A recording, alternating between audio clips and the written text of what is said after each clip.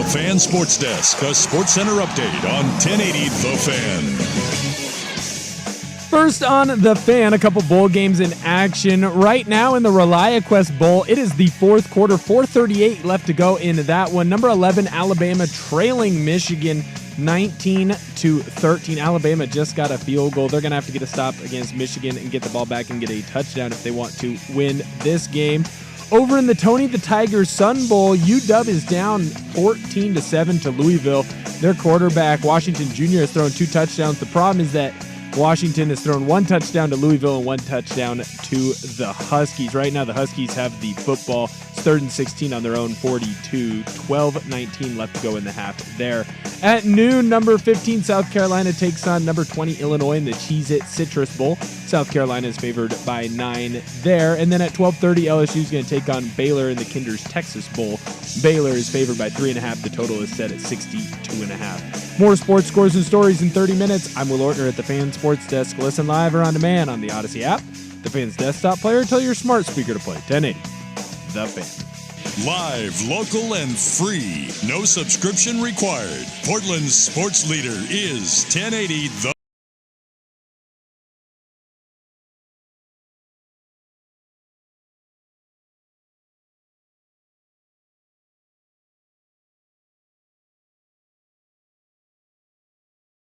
and Dusty, the Fan Man Hera. I'll throw some monkey sounds in there and call it good. The old Danny Meringue pie. Danny and Dusty on the Odyssey app and 1080 Yeah, this is going to be awesome. The Fan. Hey, what's up, sports fans? Welcome once again into a Schulte and Will edition of Danny and Dusty here on Sports Radio 1080 The Fan. Danny and Rusty still out for the holidays.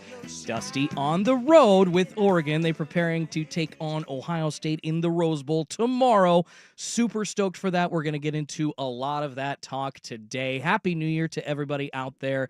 Would love to talk about your plans tonight. Lots going on around the city, of course. Lots going on in the world of sports. You got college football playoff quarterfinals getting going tonight. So I'm sure that there's going to be sports fans kind of either divided between the two, like watching the game while they're partying, or the other section of sports fans just going to be staying home and watching this game. Will, Happy New Year. What are you going to be doing tonight, man? Are you going to be watching this Penn State matchup with Boise State tonight out like at a bar, or are you going to be waiting at home to do that and then go out to a bar? Are you just staying home the whole night? What you doing? I don't know. I kind of figure things out as I go. I will definitely be at home for the majority of this game.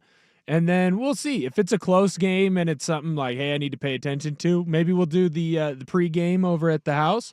And if it's something where it's like, you know what, Penn State's up big or Boise State's up big, I don't need to watch all of this. Yeah.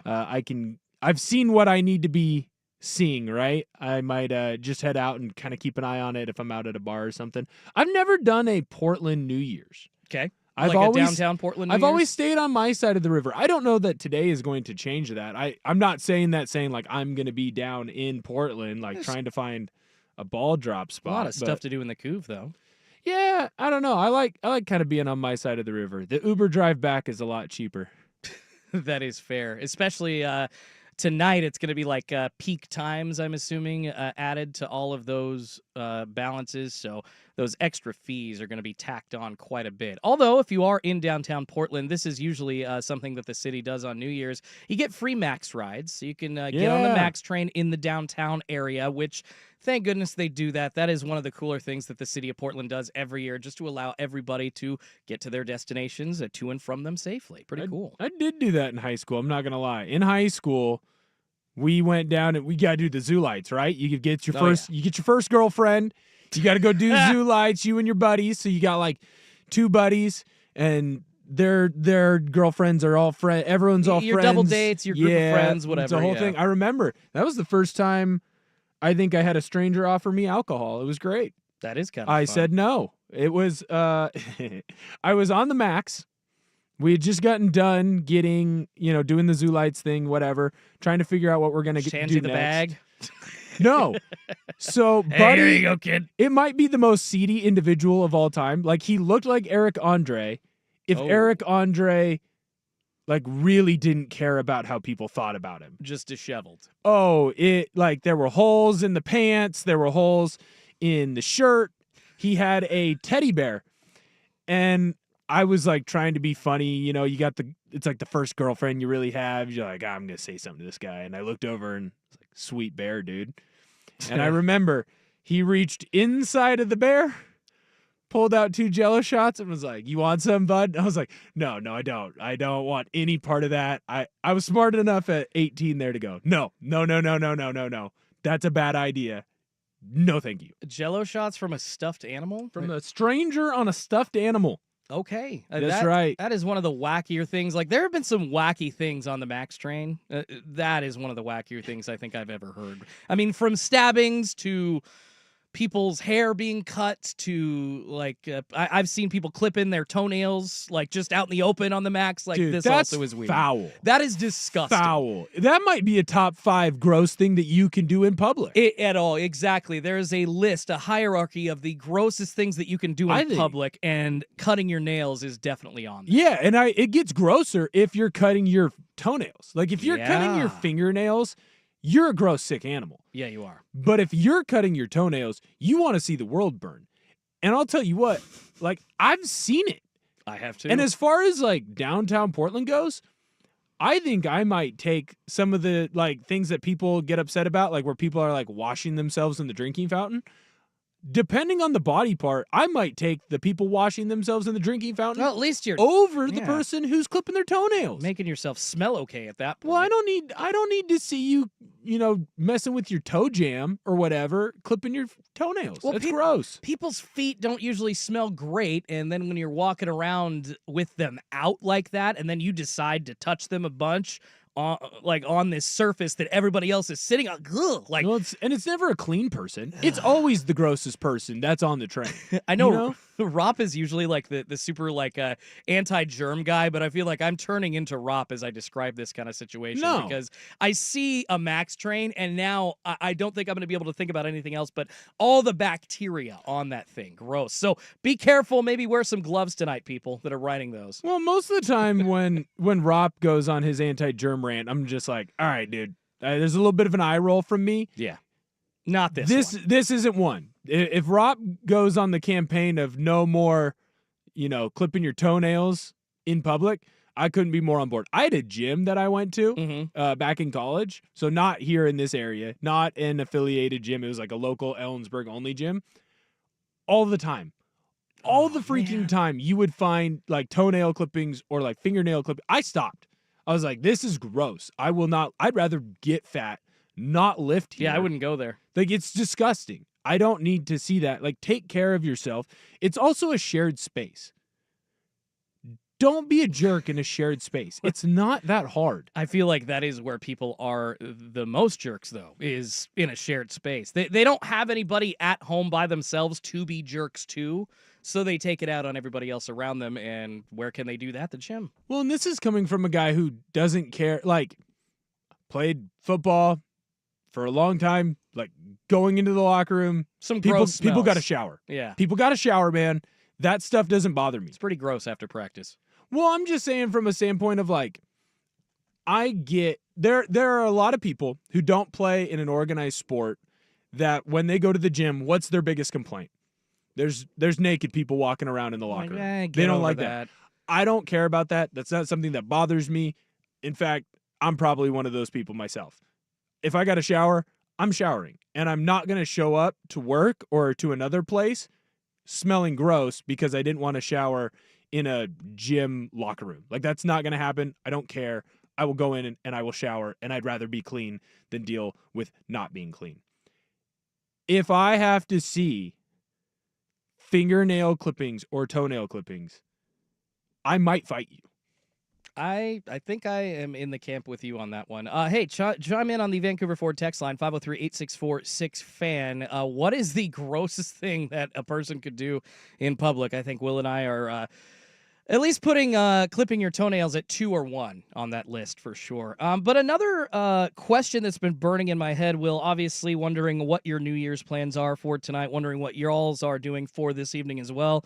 Hit us up on the YouTube or the Vancouver Ford text line to chime in as well on that. But party etiquette, that's been something that's kind of been on my mind a little bit, Will, and here's why. So kind of wondering what is the optimum time to show up for a party, right? Like, is it, like whenever you get the invite or somebody says, hey, come on over, like it's 7, you wonder when the opportune time is. When is appropriate for you as a guest to show up at said house for the event? And if it starts at 7, I think like 15, 20 minutes, 30 minutes is probably after that event starts is when you start seeing the first group of people showing up.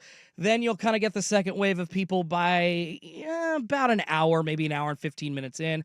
Mostly everybody's there, except for like the super stragglers, which there's always a buddy or a gal in a group of friends that is that, and I think I might be that for my group of friends. Oh, I'm always last. Yeah, for sure. I want to be last. I will not show up on time on purpose. The only stuff I'm on time for is work. Yeah. Otherwise, I will not show up on time. I will be the last person that shows up. I'm a big believer, like if they say 7, I'm showing up at 8. I'm for that. I like that because 7. I'm the guy that likes to give a starting time to a party. I don't really give an ending time. Whenever we throw events or we throw parties, it's just like, hey, it's till whenever people go home. But when I think of like the etiquette as far as showing up goes, I never thought that it was okay to show up at the start. Like No, of a you party. can't. So That's if I weird. send the invite out at Don't wanna be the 7, first one. a 7 p.m. invite, somebody shouldn't be rolling up at my door at 7 p.m. as the party starts, right? No, that's poor form. Or that's a person, unless it's like, hey, I have to leave it. We're doing this thing at 7. I got to be at this other thing at 10. Then okay, like I can get behind that. But then there also has to be proper communication beforehand. Like, Yeah. hey, this is what's going on. I'm going to be showing up right as the start, if that's okay. Right. But this is also why I don't commit to anything at all, like ever, because I don't want to commit to something and then be like, oh, I got to go do this on the back end. There's a lot of no preparation in the things that I do. And I'm sure that shows the age that I am, but there's a lot of like, all right, it's 7:30, let's figure out something to do. Or, okay, it's New Year's Eve, we should do something on New Year's Eve. Yeah. That text is getting sent out probably when this show ends. Like, that's kind of how I operate behind the scenes. There's not a whole lot of planning.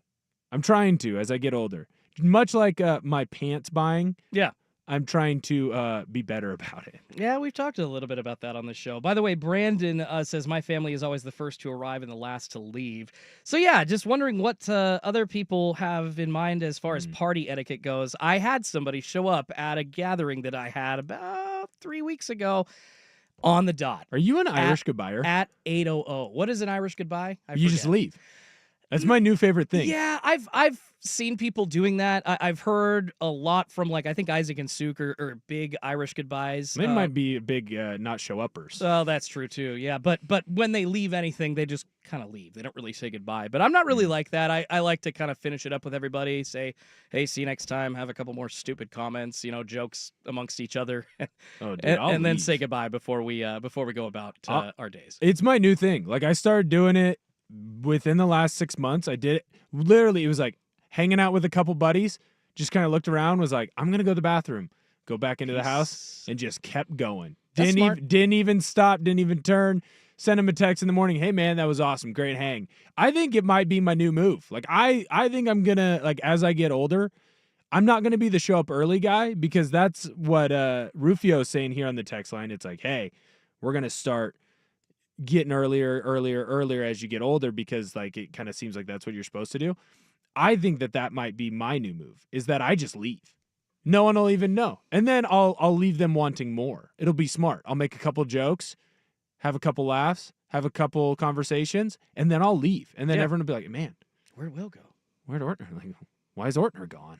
Yeah, I get that. I get that. That's a fine way of doing a goodbye, but I don't understand why people would show up. You say that it is not proper form. I don't understand why people would show up at the very start of my party, because I was still I judge you. getting out of the shower, and it was an 8 o'clock start, not a 7 o'clock start, but getting out of the shower at like 7:59, getting dressed, my wife's still putting makeup on, and then literally the doorbell rings. And it's 8 o'clock on the dot, and I think somebody was waiting outside like until it turned 8 o'clock so they could come in.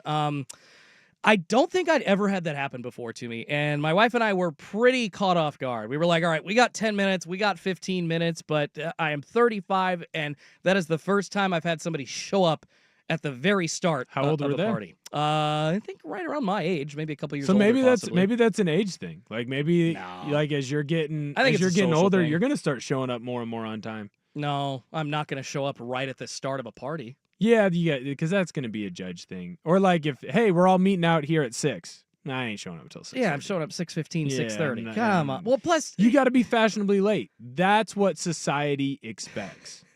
so it's not 10 minutes early means you're late anymore. No, 'Cause it that does. used to be a It thing does. from No, my dad. It does. It does in like a workplace. Like I'm not showing up 30 minutes late here to 1080 the fan. I will show up late if I'm hanging out with my buddies or I'm like invited to Sunday dinner with my parents. I'm not showing up on time and don't expect me to. If I am at a work thing, that is completely different. You need to show up 10 to 15 minutes beforehand. And see, now I'm hearing from people, fan text line, it's kind of your fault. Vancouver Ford text line not agreeing with me. Then the YouTube chat, Lazink says, if the party starts at 8 p.m., you better expect people to show up at 8 p.m. That's when you set the time. If you don't want them to show up at that time, then make the start time later. I mean, it's more of a guide, right? Like, I guess that it's... how do you say you can show up now, but maybe wait 10 minutes? I don't want to put 8:10 to start the party on the invite. That's kind of stupid. You start doing it like a first pitch thing. Like, hey, you can show up at 6:45. The doors open at 6:43. And see, the fan text line again says tea times for golf. Or a good party planner sets a time, and also That's says tea true. times for golf. You better be in time. But this isn't. I take that back. I will show up on time for golf. If it's a On tea time, time, no early. that Yep. makes sense because you got like tea times every Yep. 19 minutes or 17 minutes or whatever that course is selling them at. That's not a party where everybody's just kind of expected to show up. Yep. So, okay. So here's where I think I'm coming around. The Vancouver Ford text line is getting me to come around a little bit on this. If you say it starts at 8 and you're the host, I think as the host, you have to be ready. Okay. I think I might be coming around to this. All right. As the host, Think I 8 o'clock, screwed you're up. ready. However, as a party guest, I think it's your obligation to not show up until at least 15 minutes to 30 minutes after.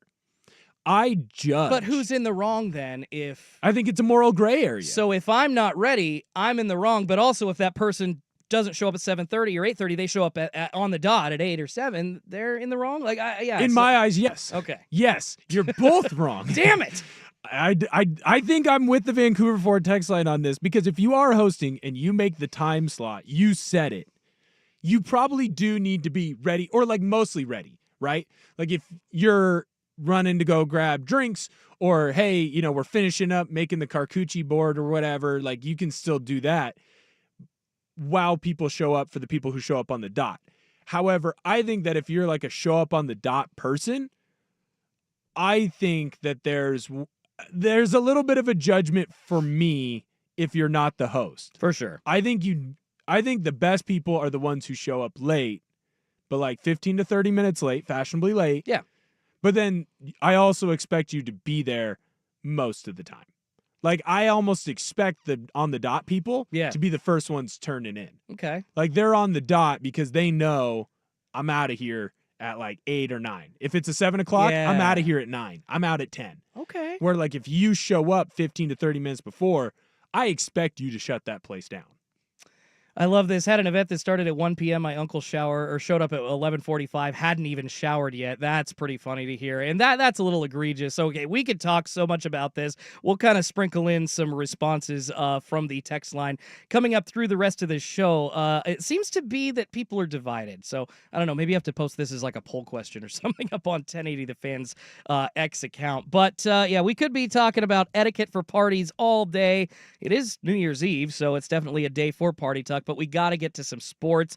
So let's get to a deep dive into Oregon's matchup with Ohio State in the Rose Bowl. We'll also check in with Dusty Hera live down in Pasadena, giving us a report on said Rose Bowl. We're also going to ask whether or not LeBron James is delusional, and we're going to take a look back at the year that was in sports. But first, let's check in on the Portland Trail Blazers and how they looked against the 76ers after Chauncey Billups returned to the sidelines. Schulte and Will sitting in for Danny and Dusty today on Sports Radio 1080 The Fan.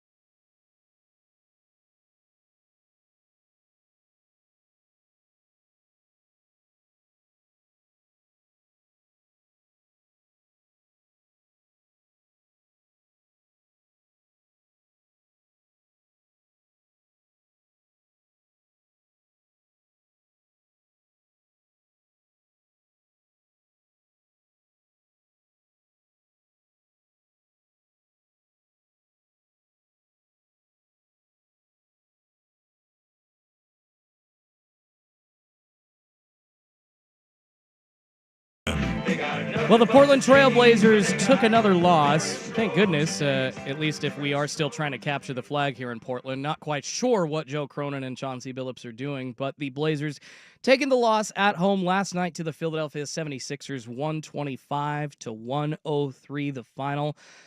Coming in, the Blazers were on a little bit of a 2-game winning streak, Will. I believe those were both under assistant Nate Bjorkson, who was coaching in place of Chauncey Billups, who had been away from the team. I believe it was the death of his grandmother. Never fun to have to deal with that or leave your job to go, say goodbye to one of your most loved family members. Like, that's awful. But in the 2-game absence that Chauncey missed, Bjorkson coached the Blazers to a couple of decent wins, especially on Saturday, a shorthanded team. But seeing Chauncey coming back for the Blazers kind of brought back a little bit of an old familiar feel, and that was seeing really, really bad shooting from the Blazers, seeing really bad defense, and giving up a lot of turnovers in that 125-103 loss. Portland shooting 8 of 36 from three-point range, and the refs actually were blowing their whistle a lot too. It was 53 fouls combined for both teams.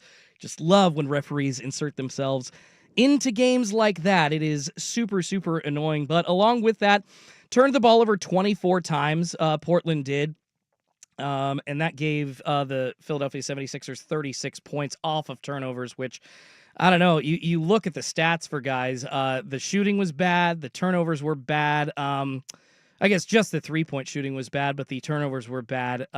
Couple of decent performances, from guys like Denny Avdia. He actually looks like he's competent in the starting lineup, but as soon as I say that, then I see, oh no, he actually had 10 turnovers last night. Donovan Clingan, frustrated that he only played 9-10 minutes. He had a couple of turnovers in that as well. And it's even more frustrating by the end of the game. You're essentially just, watching Duop Reith in cleanup minutes. There's really nothing going on in Portland of note right now. Shaedon Sharpe didn't have a great day. It was 5 of 14 from the field for him, 1 of 8 from three-point land after coming off of 2 or 3, I think it was actually 3 very good shooting performances. And in 5 games actually leading up to this, he was averaging 23 points. So we've seen kind of these flashes from this team, but just kind of still leaves me wondering what the hell they're doing, wondering where they're going. They seem to be sitting on the fence, that they aren't really willing, at least at this point, to make any waves, like with a trade or a staff change. We know why they're not going to fire Chauncey at this point. Jody Allen will not waste that money. Paul Allen would be rolling around in his grave right now. But you have so many questions on this roster, like Chris Murray. He hasn't really shown up much this season outside of a couple of games. Scoot Henderson has shown some development as of late, but then, once again, back to a 2 of 7 shooting night last night. And, he turned the ball over 3 times as well. And that's been one of his biggest negatives, has been just he cannot consistently get down the court without turning the ball over. He seems to have good court vision, but he's just too out of control. And just trying to watch this team this year, it kind of seems like my boycott is almost intentionally slipped into this season from last year because I was mad at them for trading Dame. I kind of still feel like I'm maybe boycotting them a little bit just because they're such a joke of a franchise. Will, I'm not sure where this team can go from here. They're not doing anything.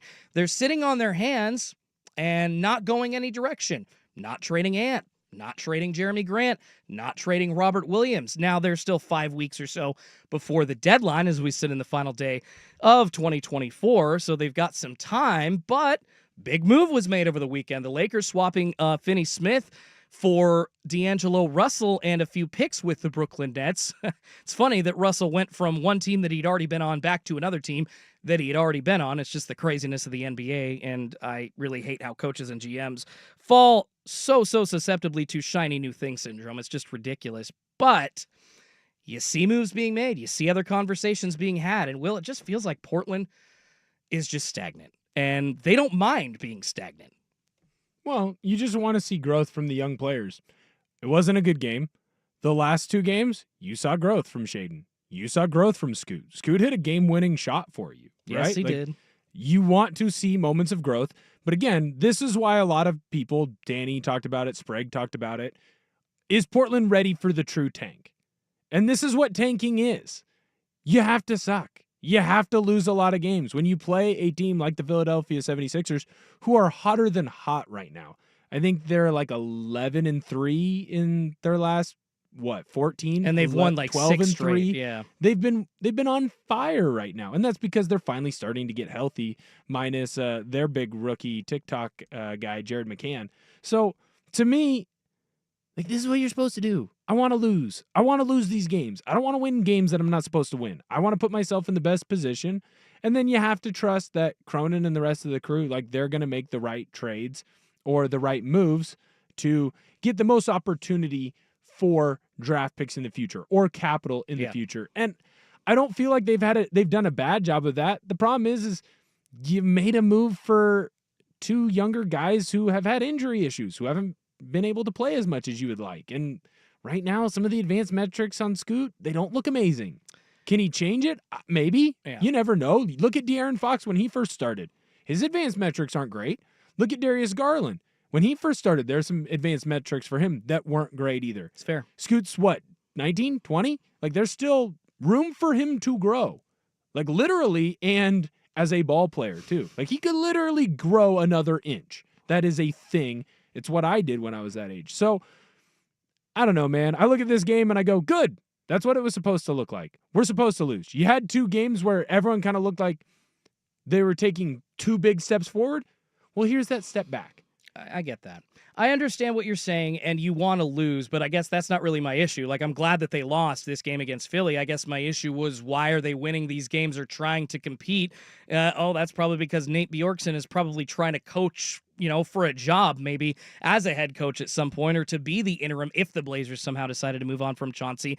And so I just hate this back and forth. And Will, you mentioned, can the Blazers be a good enough franchise to take advantage of all these draft picks and all the acquisitions that they're getting in, future talent or things to stock up on to help their franchise in the coming years? Like, I'm not sold that this franchise can handle that. They hired a general manager. That's fair. That's fair. They hired a general manager without any interview process. They just did it because he was already in the organization. Neil Olshey essentially brought Chauncey Billups on as his coach because he was his buddy. I mean, how long was he a coach for in Los Angeles as an assistant? Like 4 to 6 months? It wasn't long. It was a nepotism hire. And it's just another decision that the Portland Trail Blazers have made in the past few seasons, trading Dame away included, after he said, okay, you know what, this isn't going to work going to Miami. I do want to stay here. And the whole reason that he wanted to trade in the first place was because the Blazers said that they were going to draft a talent to help him. Then they ended up drafting his replacement in Scoot Henderson. So you can't be mad at Dame for that. You just can't. You have to have animus towards this organization here. It's a joke. And seeing games like this, yes, I want them to lose. But after a couple of games over the weekend where they win, you just wonder what the hell this organization is doing. And I'll end this saying once again that, Paul Allen rolling around in his grave right now watching this franchise handle business. Just look at who they beat, though. They beat the Utah Jazz, and they beat the Dallas Mavericks. Without Luka. It's not like they went through and they beat Boston, and then they beat Denver, right? You won a game that you were supposed to win, and you won a game that it became a game you were supposed to win because of the players who are missing. Right now, when you look at this Blazer team early on in the season, most of the experts of what they expected out of the Blazers, this is about the win total that they expected, right? You might actually be a win or two ahead of schedule. What was it, like 23.5, I think, right. was the and Vegas they're, line? 11 right They're now? at 11, yeah. Yeah. So you probably have 1 or 2 wins that you weren't expecting on there already. There's moments of really good highs. There's also lots of really bad lows. This is just one of those really bad lows, and it's part of the tanking. And you have to hope and trust that whoever the organization decides to take will turn into something. And if they won't, then you move on from them and you find someone new. The Blazers got lucky in the past. There was a long tank between the good Jail Blazers to the bad Jail Blazers until you found Brandon Roy and LaMarcus Aldridge.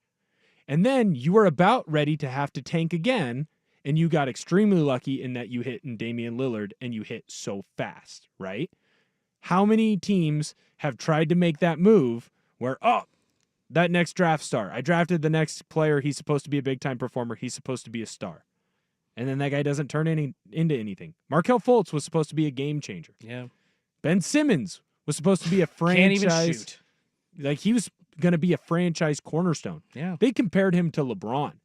Yes, they Like, did. that's a real thing that people did. Oh, you're right. Anthony Bennett was a number 1 overall draft pick. They called Andrew Wiggins Maple Jordan. So there are times where even the experts get it wrong. It's going to take time. Get ready to the tank.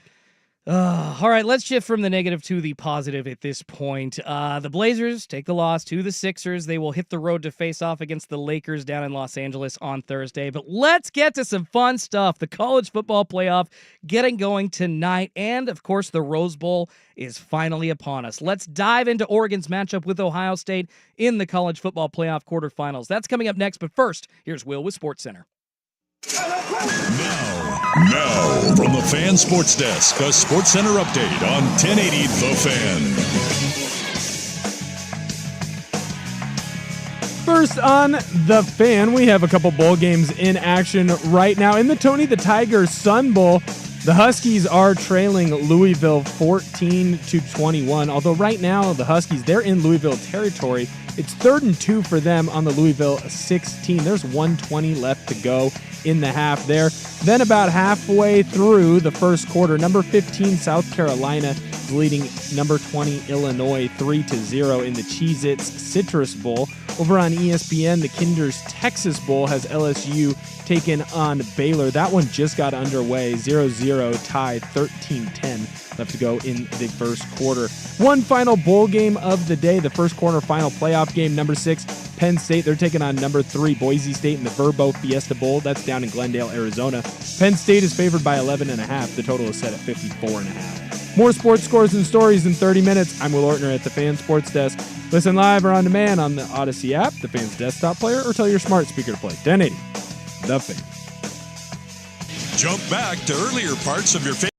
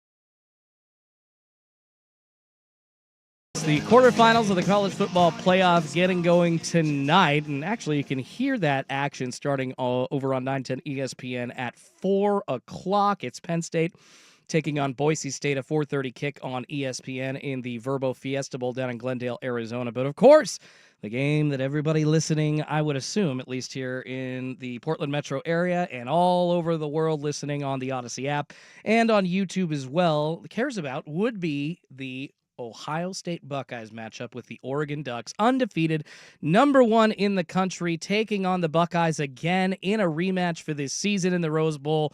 What a crazy road it was for Oregon to get here, and an even crazier road for Ohio State, having to play in the first round of the college football playoff, not able to get into the Big Ten championship game, and allowing Penn State to after that loss.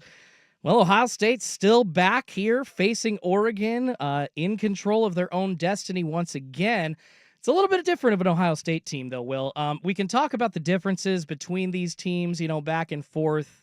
Who's there as compared to before? We'll get into like Jordan Birch being on, Oregon's defensive line back there as opposed to the center and I believe left tackle for Ohio State being out. So there's a couple of big additions and subtractions that these teams got to talk about, but we know that these are two of the best teams in the country. Ohio State favored by 2.5 at this point. That line has not moved, and Ohio State's total is 55.5 points. So at least just looking at the numbers, I would say Vegas assumes that it's going to be a pretty big score on both sides of the ball. It's going to be a close game, but they think Ohio State's going to get the win at least right out, or at least outright. Sorry, let me strike that again. I'll tell you right now. Going to get the win from the start of trying to make these odds. I'll tell you right now, I think that it's going to be so high scoring. Really? Have you gone back and watched the original game? Yeah. There are so many points left on the board. Yes. And they still put up 63. And that's from both teams. Well, I mean, right? how many field goals did Oregon have to kick instead of scoring touchdowns? It was, I believe, 2 or 3, right? It was 2, and then they still left, they left points on the board in those spots because one of their field goals, I think Sappington ended up kicking like a 40-yarder. But remember, the one, they got stopped on like the 5-yard line of Ohio State. There was only 1 touchdown scored in the entire third quarter. There is so much meat left on the bone, but it's on both sides. Ohio State, if you get a third down and you keep a drive marching instead of having to punt the ball back to Oregon, there's points on that drive. Yeah. Right? If Will Howard slides 2 seconds earlier, there's points on that drive. If Jeremiah Smith doesn't push off, there's points on that drive. And I know that's the same drive as Will Howard waiting too long to slide. But what I'm saying is there were missed opportunities by both teams to get points here. So I love the over in this game. I love the shootout feel that it's going to have. Okay. I still think, and this is where it gets kind of weird of like, defense wins championships. But the difference is back in the day, right? And Anthony Newman talks about this all the time. Back in the day, a key stat for a defense was how many yards you gave up. And if you didn't give up many yards, that usually meant you didn't give up many points. But nowadays, with the passing offenses and how prolific they are, I don't care how many yards you give up. I remember Oregon last year when they took on Washington State. Cam Ward threw for 400 yards in that game. If you just looked at the stat line, you'd go, wow, Washington State. And I said, I'm not going to show you the score. Cam Ward, 400 yards. Bo Nix had like 2. I would say that Washington State beats Oregon by a lot. Yeah. Oregon blew them out of the water. They blew them out of the water.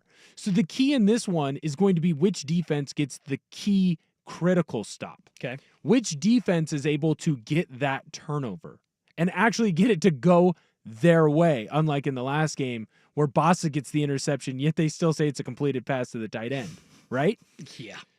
One of the plays that could have gone the other way or should have, yeah. 100%. I trust Oregon's defense to get the stop more than I trust Ohio State's defense to get the stop, and it's because of the matchup on the D-line versus the O-line, Oregon's D-line versus Ohio State's O-line.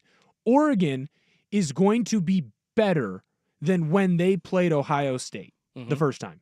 Ohio State's offensive line, best case scenario, is the same. That's the best. If this offensive line, which they haven't shown this, can run the way that first original group offensive line came out and was running. They were running at like 4 yards a clip. They were really cruising. If they can do that, best case scenario, it's the same O-line as who Oregon took on the first time. But now it's a stronger defensive line for Oregon because they get Birch back. Quickly to respond to your first point about limiting big plays, Ohio State's actually one of the better teams in the country at doing that. I do believe they're first overall in red zone scoring percentage. They just don't allow a lot of scores down there. And they're also really good at limiting those big plays. They're fourth in FBS in explosive play rate allowed. And you see in that last matchup between Oregon and Ohio State, a lot of that success for Oregon, you just mentioned it, Will, it came in the first half. They put up 22 points, 285 yards. They moved the ball so well because Dillon Gabriel had time in the pocket. He was able, I don't think he was sacked that game at all. He was not. Ohio State did get to pressure him a little bit. They had, looking at the numbers per True Media, a 36.1% pressure rate. Though, as we just said, no sacks there. And it was one of the only 2 games this season where Ohio State didn't record a sack. So you talk about the differences between these two teams. So Oregon's offense is really good. We know about all their wide receivers and their tight ends, and we know about their 200 running back attack in Noah Whittington and Jordan James. We're actually going to get into a positional breakdown between the two teams coming up here in just a few minutes. But, talking about like Dillon Gabriel trying to make big plays against a team that is really good at limiting big plays, Will, I do see a possibility where this game does become a shootout, but to do so, I do believe Oregon's going to need to be much more successful at the run in this game than they were in the first game, Ohio State. What say you?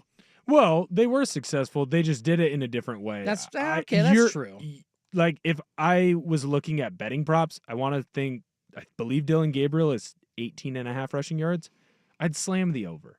Will Howard's like 12.5 rushing yards. I'd slam the over. I would expect both of these quarterbacks to add into the +1 run game, and that's where you're going to see them try and put the defensive ends of both teams, who are both extremely talented. Jordan Birch and Mateo Uyungale on Oregon's side, and then Jack Sawyer and JT Tumalau, and I butchered that name. It's okay. And just call him JT. It's going to be fine. Both teams have 2 of the more elite defensive ends in the country. So how do you attack them? Well, you make them choose. And then when you make them choose wrong. It's the beauty of the zone read game. Mm-hmm. Hey, put JT in a spot. Put Sawyer in a spot where he has to choose the running back or the quarterback. And then have an option behind, right? Coach Stein has shown a lot in his time at Oregon that everything has an extra option. And he's going to dictate what he wants to do against the defense. The difference between Dillingham and Stein is Stein wants to dictate, Dillingham wants to counterpunch. You're going to bring a blitz? Well, I have this blitz beater here. You're going to sit back in a zone? I'm going to have this option here. Stein is going to say, hey, that's fine. Your defense is set up in that way. I have a better option out here, and I'm going to take that option. Your defense is set up to stop the run. We're going to beat you with the pass. Or we're going to outnumber you at the point of attack and still beat you with the run, even though you're set up for that. Dillon Gabriel in big games this year, when you've needed him most, that's when he's added in his legs. Mm-hmm. I would expect Dillon Gabriel to run around a little bit more in this game. If Oregon is going to win and do what they need to do offensively, the O-line has to show up. The beauty is this O-line, aside from your 2 games against teams from Idaho, has shown up. You made the switch at center week 2.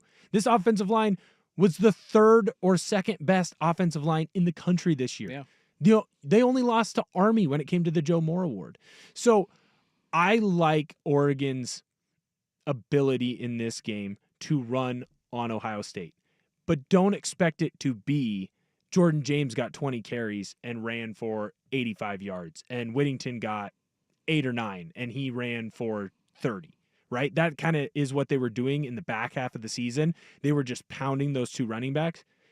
Don't be shocked if Jordan James has 40 to 50. Whittington has 20 to 30. And then Dylan Gabriel's in there with another 30 to 40. Expect Dylan Gabriel to add in his legs in this game. Yeah, I see that happening. I do also see with the way Noah Whittington has kind of grown into, being that power back for Oregon and kind of giving them that second option in the second half of the season that you were just talking about. Well, we're rushing for a lot more. You look at the first game when he only touched the ball 3 times in the backfield. That's kind of what I'm saying. Like, more of a rushing attack, more successful of a duo, between Jordan James and Noah Whittington, because Dylan Gabriel, he's going to be out running. I'm assuming that they're going to need a man to spy on him. I would hope Will Stein has already drawn stuff up to force that on Ohio State, but I think that they can be successful getting Jordan James and Noah Whittington involved together.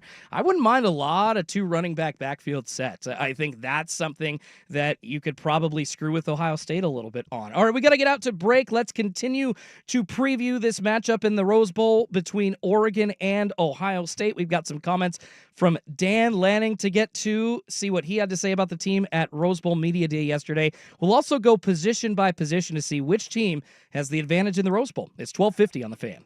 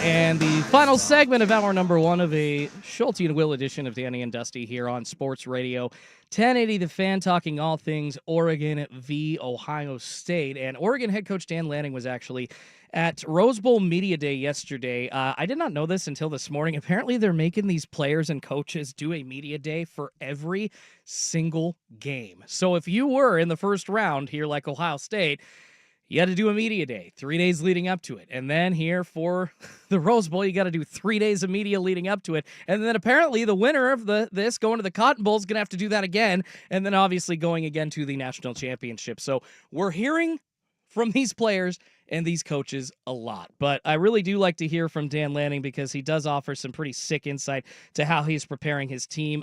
First, I wanted to start with his comments about Dillon Gabriel and how confident he feels with such an experienced quarterback under center. Dillon's obviously an unbelievable player.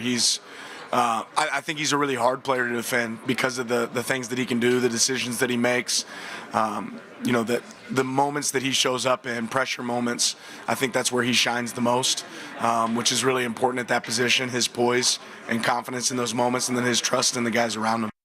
Yeah, the growth that we've seen from Dillon Gabriel this year, Will. I guess that's definitely something to talk about as far as like how this team looked, from the beginning of the season, looking to now. And one of those huge pieces of growth was quarterback Dillon Gabriel. A couple of very shaky performances to start the season off, at least not necessarily some of the best decision making that you could see near the end zone at one point through an early season pick, a couple of times getting sacked too early. Like, the stats look okay, but he wasn't really making all the correct decisions that you thought he could, holding on to the ball a little bit too long. And you wonder, somebody with so much experience, like, why the hell are they doing that? Well, thankfully, seems to just be some early season jitters, because he has come in, not only owned this offense, Will, but I believe that he has the support of everybody on this team. You heard Tez Johnson, talking about how he was confident at different points in the season, how kickers were going to get the game-winning field goal. Didn't matter to him because he's got that faith in his guys. It sounds like Dan Lanning and everybody on the Ducks roster is behind Dillon Gabriel, and what a talent to be behind. It's certainly not Bo Nix, but man, he could run the ball, and I'm not sure that it's much different as far as the offensive plays that you could call from what the Bo Nix gave the Ducks last year. Dillon Gabriel is the best quarterback in the college football playoff. He's not the best quarterback in college football, and he's not the best pro prospect. No. But when it comes to the college football playoff, right now, with what he did this whole season, when you look at it in its entirety, he's easily the best. He's the most efficient. When he needs to have a long ball, look, he doesn't have the strongest arm, but he's got a little bit of that Russell Wilson moon ball where he throws it up and lets his wide receivers go and get it. He trusts Tez Johnson explicitly. He always finds ways to get him the football. He knows when to be smart with the football and run. Early on in the season, I had issues with some of his red zone turnovers. It's almost like he was using those to test his arm strength, or to test, hey, that's a tight window. Can I fit that ball in that tight window? I'm going to try this against UCLA. I'm going to try this against Michigan State, because we're going to win this football game. It doesn't matter how well I perform. We can roll out there and win that game, but we can't roll out there and beat Ohio State. So I'm going to see if I can fit this ball into this tight window. Oh, I can't fit that ball, or I can fit that ball. And then he makes the adjustments accordingly. Dillon Gabriel is why they're at where they're at right now. And his ability in the biggest moments to be the best player on the field, that's why Oregon is undefeated. That's why Oregon is the number 1 seed. And frankly, I think that's why a lot of people are picking Oregon to win this game against Ohio State and go all the way. And Dillon Gabriel is the reason that Ohio State actually has given up touchdown passes this year. I believe they haven't given up any touchdown passes since they played Oregon, and I don't think they had leading up to that. They also had only given up, I believe it was 3 40-plus yard passes all season. Well, Dillon Gabriel and the Ducks have 2 of those, with a 48-yard tutty and a 69-yard pass that set up another touchdown. I believe that was to Evan Stewart, if I'm the not touchdown mistaken. was to Evan Stewart. Exactly. So really, really good things to lean on for Oregon. Yes, Ohio State is very good, but Oregon is, in my opinion, better. And we're going to talk to somebody else about that. Down in Pasadena is our own Dusty Hera, the normal host of this show, to give us a bit of a deeper preview into the Rose Bowl matchup between Oregon and Ohio State, give his predictions, and, of course, we'll get a vibe check. I always love to see how the players are doing down at the stadium, down at the field, as they get ready to match up with each other in the very, very closely seeded Rose Bowl, closely betted Rose Bowl. 2.5 points. Just those 2.5 separating Oregon and Ohio State. It's going to be a toss-up. So we'll get to Dusty Hera coming up on the other side, and a Will update here on Sports Radio 1080 The Fan.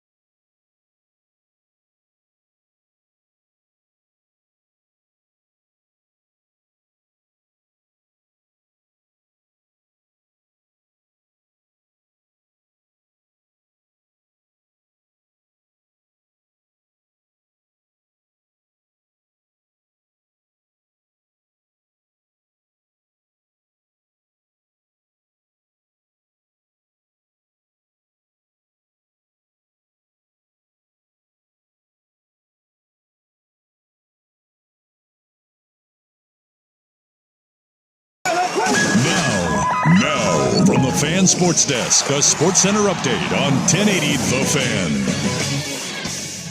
First on The Fan, multiple bowl games to end your 2024 season. Couple games in action right now. It's halftime in the Tony the Tiger Sun Bowl. Washington is tied up with Louisville at 21 apiece. High-scoring game there. Then jumping over to the Cheez-It Citrus Bowl. There's 10:45 left to go in the first half. South Carolina, they have the ball. They are trailing number 20, Illinois. That one is 7-3. South Carolina does have the ball inside of Illinois' 20, second and 3 to go there. In the first quarter, in the Kinder's Texas Bowl, LSU is up 14-0 over Baylor. There's 3:24 left to go in the first quarter there. LSU has the ball again already starting their drive. One bowl game has already gone final. Michigan upsets 13.5-point favorite Alabama. They win 19-13. Jalen Milroe had 3 turnovers in the first quarter. That's where a bulk of Michigan's points came from. They scored 16 to get that W. Clemson QB Cade Klubnik has decided to return to school next year for his 4th and final season with the Tigers. Klubnik threw for 36 touchdowns and only 6 interceptions, helping lead the Tigers to a 10-4 season and a berth into college football playoffs. More sports scores and stories in 30 minutes. I'm Will Ortner at the Fan Sports Desk. Listen live or on demand on the Odyssey app, the Fan's desktop player, or tell your smart speaker to play 1080 The Fan. The original home of the Herd with Colin Cowherd.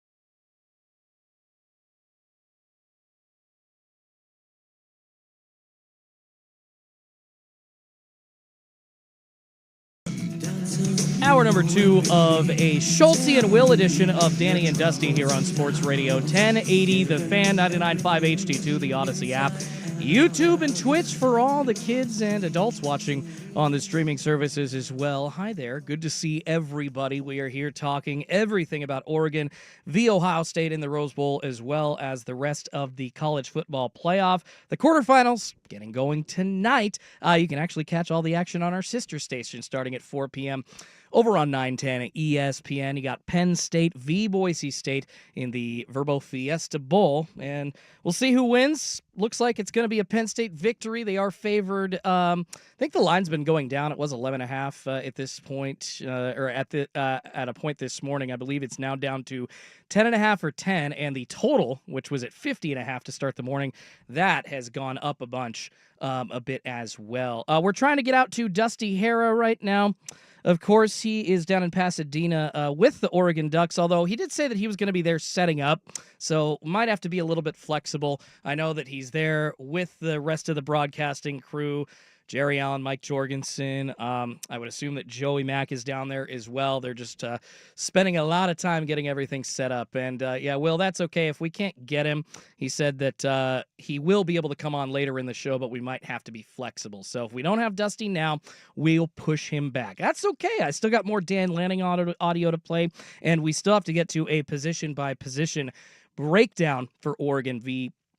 Ohio State. So looking at this matchup, one thing that people are concerned about, and actually just saw a comment about this on the Vancouver Ford text line, 503-864-6FAN. I'm really worried about the layoff. For the Ducks, Ohio State, they've played. They're warmed up. I've been ready to go best you can, but you don't want to tackle or have much contact for 25 days before a football game. Watch out. They're going to come out flying. It could be a long day. I hear what you're saying. A lot of people are worried about the gap that Oregon has between games, and that's definitely something to talk about going forward in the future of the college football bracket, and the playoff with teams possibly being added. Will it go from a 12 to a 14 team bracket? Probably to 16. I would say probably there as well. How will the bye schedules be worked out? Can you limit time or eliminate some of the time between the first and the second round? Definitely some good questions to ask because, yeah, that 25-day layoff, Will, you understand why you have questions because the Vancouver Ford texter actually making a great point about, the lack of hitting and the physicality that you're obviously used to in football. Anthony Newman made this point on Ducks Roundtable last night as well. Being off for this amount of time and not being able to get as physical as you normally are used to, and then having to go right back to game speed, it's a little daunting. And I even heard Urban Meyer, former Ohio State and Florida and Utah head coach, on with Colin Cowherd this morning here on The Fan, and he was even talking about practicing and preparing, to face off against such a talented team. You got to do so with the ones. You can't do it with a scout team. Like the cornerbacks and defensive backs or all the defense for Ohio State, they're facing off against Emeka Ikbuka and Jeremiah Smith. They're not facing off against the scout team. They've got to prepare to basically face, the talent that they are going to see at game time. And not having that talent, not having that physicality for such a long layoff, definitely scary. So I understand what you're saying, and I'm a little scared of that as well, but I think Oregon's talent can overcome that. One person that I do believe also thinks Oregon's talent can overcome the 25-day layoff between games is our own 1080 The Fan's Dusty Hera. Dusty, he is live from Pasadena. Thank you so much for taking the time to come on with us, man. You must be busy setting up. How are the vibes down there? It must be a fun feeling on the eve of the Rose Bowl.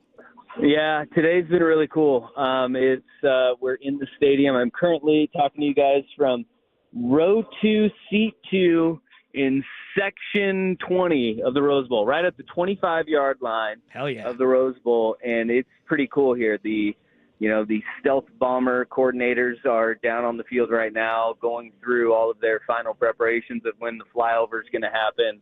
The sun is shining. It's been like gray and gloomy down here in LA, but today's a beautiful day, and it's awesome, man. It's awesome. Dusty, there's a lot of talk right now about how the travel might affect the team. How has the travel affected the team? How have they been practicing? What does their schedule look like? Have they tried to set everything up as close to when the Rose Bowl will actually be played so that they're ready to go in prime time? What has the team done? No, it's creatures of habit. You know how it goes, right? They're trying to keep everything as normal as they possibly can. And usually you don't go a few days before a trip. Usually if you're traveling anywhere, you're going the day before and you get a walkthrough and then, boom, it's game time. But I think that this abbreviated Rose Bowl week, it actually mirrors a little bit of what they did when they went to Michigan, right, where they were there for a couple of days. It was having to go from a hotel to an off-site, go and practice because they left on a Thursday instead of a Friday for that Michigan game. And so it kind of feels a little bit like that as far as the routine is going for them. And without having as many events, and that's one of the things that, the Rose Bowl, it used to be a week full of events leading up to the game where, Disneyland, the Lowry's Beef Bowl, that's all been cut down, and it's really just kind of media availability in the mornings and then practice. So they've been keeping it really kind of as normal as they possibly can. They haven't been practicing like at times that are out of their schedule or out of their norm. But I heard Jordan, you talking earlier, like there's a big deal with a layoff as long as the ones the Ducks have had. It's been a really long time since they played football. And that will be interesting to see the rest versus rust conversation that we always talk about with the NFL teams in the playoffs and getting buys. Now we're going to try to see if it has an impact here in the college football playoffs. Yeah, it's going to be interesting to see in this first iteration of a 12-team playoff, and then interesting even further going forward if they decide to shorten that gap or how they mess with games to maybe make it a little bit easier and not have as much of a rust versus rest convo. So compared to their first matchup, Dusty, what do you think could go differently between Oregon and Ohio State? I know they've got Jordan Burch back now. Ohio State has a couple of big injuries on the offensive line. What do you think is going to be the big difference from their first game to today, or tomorrow, excuse me? Well, and that's the thing is when you get into big games like this, right, it's the unknown. And we saw a lot of those weird plays kind of happen in that first game. And it happened on both sides of the football, right? Whether it's guys fumbling that don't usually fumble or weird, quirky plays, and the breaks go one team's way. And that's what happens when you have games that are in the margins. And I think that special teams are going to play a huge factor in this game, as they did the very first time. But I think one of the big things, and I said this last night on Ducks Roundtable, and it's a big one in my mind because we were waiting through those first 6 weeks of when is Noah Whittington going to turn the corner? When is Noah Whittington going to be the guy that we saw prior to his injury against Colorado last year? And we saw that not necessarily in the Ohio State game, but the week after in that Purdue game, the catch in the end zone, the one-handed catch. And then from there on, he's been a different kind of running back. He's been running behind his pads. He's been trusting his body, and I think it may be trusting his knee a little bit more. But I think having a 1-2 punch as opposed to just Jordan James, who was magnificent in that first matchup, now you have two of those backs that you wholeheartedly trust and rely on, and I think that is a huge one. I also think what's been interesting is I saw an article today about, Blake Purchase kind of using this year as a redshirt year. I forgot that these guys that come in, they play, and he's used it as a learning experience. I don't think that it's going to play a big factor in a game like this. Some of those guys that only played in 4 games and used a redshirt year, but now that you're in the postseason, they can play in every game moving forward. And what are maybe some of those guys that we haven't seen a whole heck of a lot of, right? Like, Jay Harris, who's a big body running back. Do we see a little bit more of him and him getting some touches because he's been in the system? He's played in a few games. Those types of guys are going to be the ones. Look, in a game like this, we know what the knowns are, right? We know what Dylan Gabriel is. We know what Tez Johnson is. We know what Jordan Burch is and Will Howard and Emeka Ukbuka and Jeremiah Smith. Those guys, the guys who turn games like this on their head usually are the ones that are the role players, and they come up with big games. And last time it was Evan Stewart, who went off in that game against Ohio State in Autzen Stadium. And he's not a player on the margins or a role player because he's got star potential in him, but it's going to be some guys like those. And, do we see Trayshawn Holden playing a full game and what that means for Oregon's offense, kind of opening things up? I think the role players are going to play a massive factor in this game. Dusty, on Wednesday night when we call you for the Ducks postgame scoreboard show, you're going to tell us that the Ducks won because of what? Oh, man. Dude, if I knew that, I would not be working in radio. I'd be getting paid a lot more money. It'd be like a college GM, football, right? That was – but I think mean. I know exactly what you mean, and I think it is because Oregon wins the turnover battle and because they run the ball and control the pace of the game, not tempo. Chip Kelly may try to up the tempo like Penn State did against Oregon and get Oregon's defense on their heels a little bit. I think it's controlling the pace of the game and knowing that that's an electric offense on the other side of the field. I think turnovers and being able to run the football, it's two of the most basic things in all of football, but that's what, everybody wants to look for this, silver bullet of how these games are going to be won.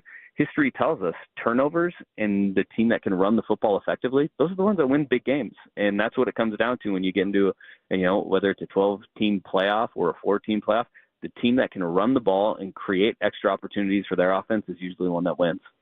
We're talking with 1080 The Fan Zone, Dusty Hera, host here on 1080, as well as the sideline reporter for Oregon football, host of the Odyssey podcast, the program as well. All things Oregon Ducks from Dusty Hera. One more question for you, Dusty. Can you speak to the growth that you've seen from Oregon as the season's gone on? You've been with them from game one.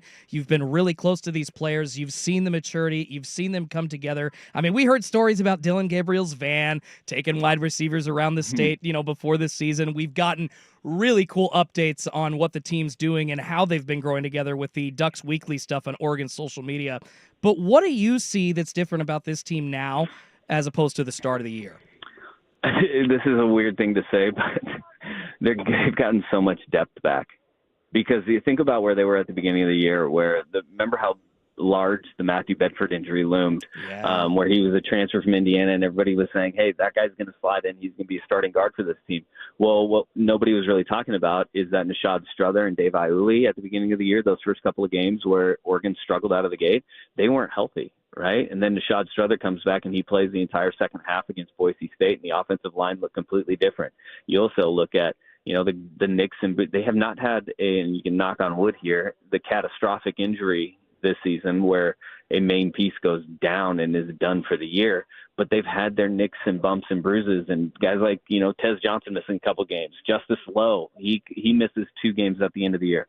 Well, we've seen, I think the biggest growth is that this team at the 12th-team playoff is finally at full strength, because guys like Dave Iuli, Nishad Schulter, they weren't there at the beginning of the year. But as this team has kind of gone on, and it benefits you to win some games decidedly where you're not having to grind out and play your starters, 80 or 90 snaps in a game. And that helps with kind of the longevity and getting health along the way. I also think that a big one is the mastery of the offense from Dillon Gabriel, where even in that Week 6 matchup, and I think the same can be said for Will Howard too on the opposite side for Ohio State, right? These are 2 guys that they came into brand new systems with expectations that were through the roof. And it is so hard for a quarterback to come in and just master an offense from, winter and spring ball through a summer and just say, nope, this offense is going to be humming and it's going to be the real deal. I think both of these offenses are much more dangerous and much more explosive now that both of these quarterbacks have played a full season, and they know this offense like the back of their hands, both Will Howard and Dillon Gabriel. I think that's massive growth for this team, because it can check you into the right run play, it can get you to the right passes play, and knowing where to go and really mastering how this offense is supposed to be operated. I think that's one of the biggest growth that we've seen from Oregon. Dusty, one last one. How are you and the family doing down in the Rose Bowl? I know you guys are taking some extra time. Are you taking the kids down to the Rose Bowl? Do they understand the gravitas of getting to go to the granddaddy of them all? And then are you hitting some local LA spots? Yeah, dude, this has been awesome to have, my wife and kids came down to the game too. And, just seeing, their faces, they got to meet some of the players, and, they got to meet Coach Lanning last night. And wow.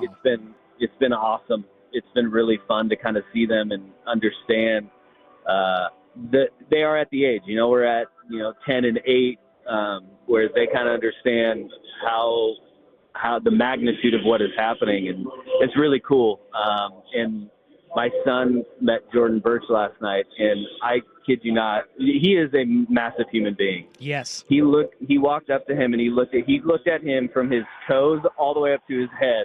And my son was just like in awe of this just sheer size of Jordan Burch. So that's been awesome to see. And yeah, we're down, we're staying near LA Live. So, we had, the Kings game on the first night that we came into town. We didn't go to it, but we saw everything that was going on outside. I mean, LA's a massive city, and it's been really cool to kind of be out here and have everybody down here. It's going to be awesome. That sounds like so much fun, Dusty. Definitely jealous and so happy, though, for you and your family getting to experience that. Thank you for taking the time. Really quickly, what's your prediction for the game? Oregon currently a 2.5-point underdog. Yeah, I think this one's going to come down to the wire. I think if anybody has any sort of definitive answer of who's going to win or how it's going to play out, I mean, they're just shooting from the hip. Yeah. So I'm going to go with, the team that won the first one. I mean, we've seen in the big matchups of games of this magnitude, games that have been really close and 2 heavy hitters. Georgia, Texas, it went Georgia's way 2 times this year. Oregon, Washington last year, it went Washington's way last year twice. And I'm going to go with, history will tell you that it's more of a crapshoot, and maybe it goes to the team that lost the first one just as often as it does, the team that won the first one. But I'm going to go with Oregon in this one because they're playing really good team football right now, and they're healthy and playing at a really high clip. All right, Dusty, I like it. I think I'm siding with you on this one, my friend. 1080's Dusty Hera checking in live from Pasadena. Appreciate it. Have a great call tomorrow, and enjoy your time down there, man. All right. Have a good one, fellas. All right, that's Dusty Hera, not only host here on 1080 The Fan of Danny and Dusty, but of course, Oregon sideline reporter, does great job during the games, giving all that up-to-the-minute info, as well as host of Odyssey's podcast, The Program. All right, we got to continue this Ducks conversation. Will and I are going to go through a position-by-position breakdown to see which team has the advantage, if any, in the Rose Bowl. It's Schulte and Will in for Danny and Dusty on Sports Radio 1080 The Fan.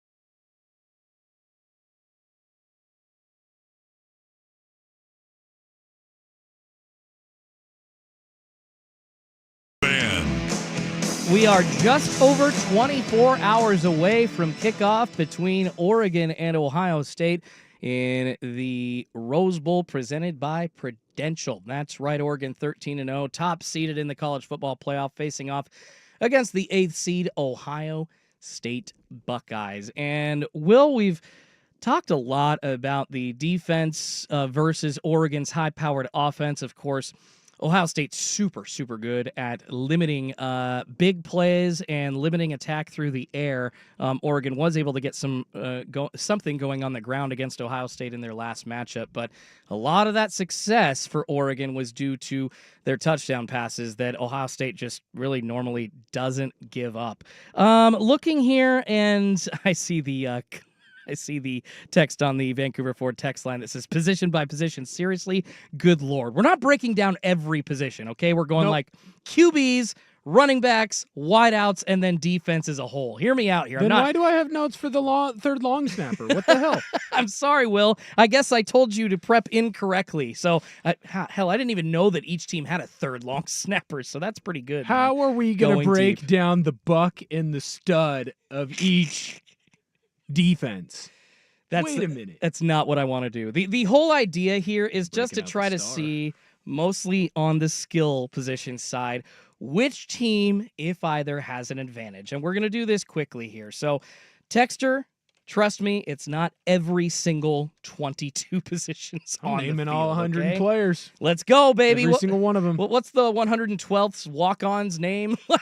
I don't even know at this point. All right, so Young scrappy kid. no Just kidding. slightly undersized. Yeah. Well, that's like Marco Rubio's kid, right, for Florida, but he has a scholarship. So if my arguments towards nepotism are to be consistent, I should not like that, and I don't.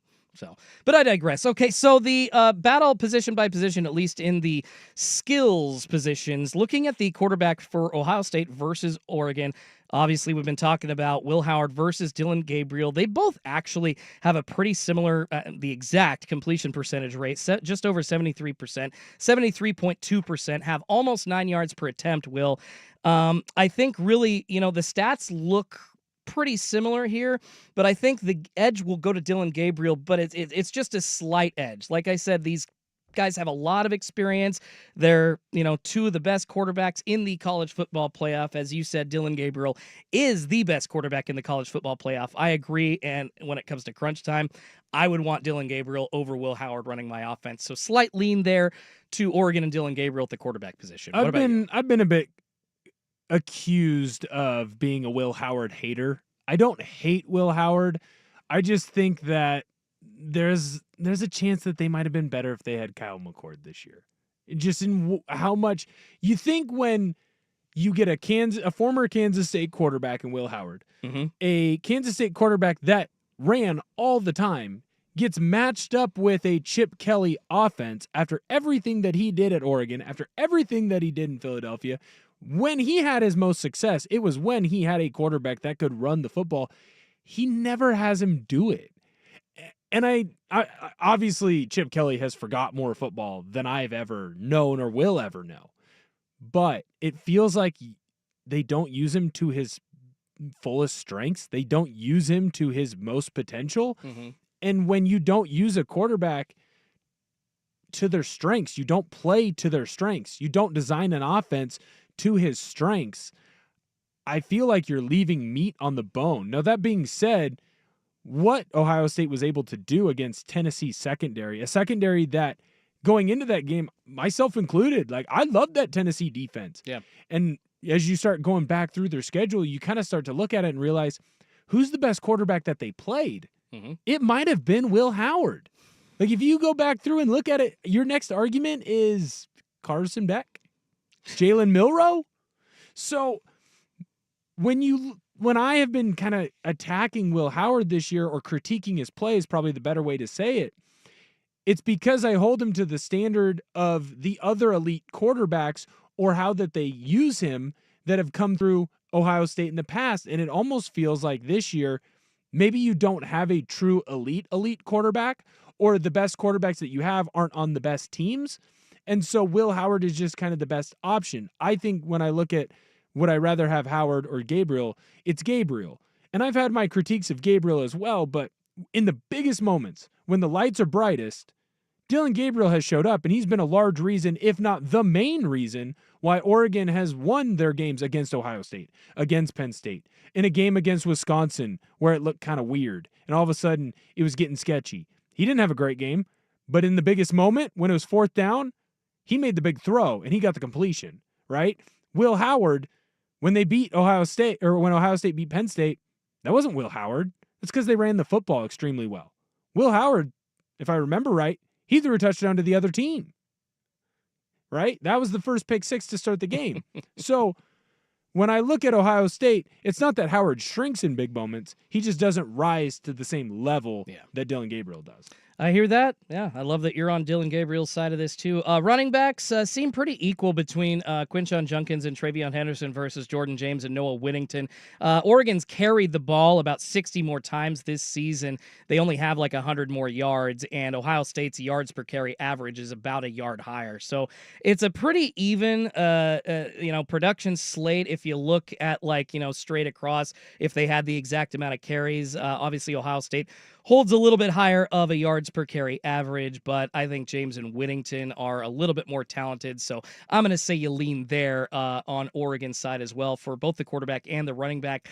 Wide receivers, though, Will, this goes to Ohio State, and it's obvious why. Yes, Tez Johnson, Terrence Ferguson, Evan Stewart, Trayshawn Holden, you even throw Kenyon Sadiq in there, are really good, but you compare Emeka Egbuka, Jeremiah Smith, Cornell Tate, and G. Scott Jr. to those guys, and there's no competition, especially with the young Jeremiah Smith and Egbuka, who looks like an NFL wide receiver already. Those two are the best receivers in the country, hands down, in my opinion.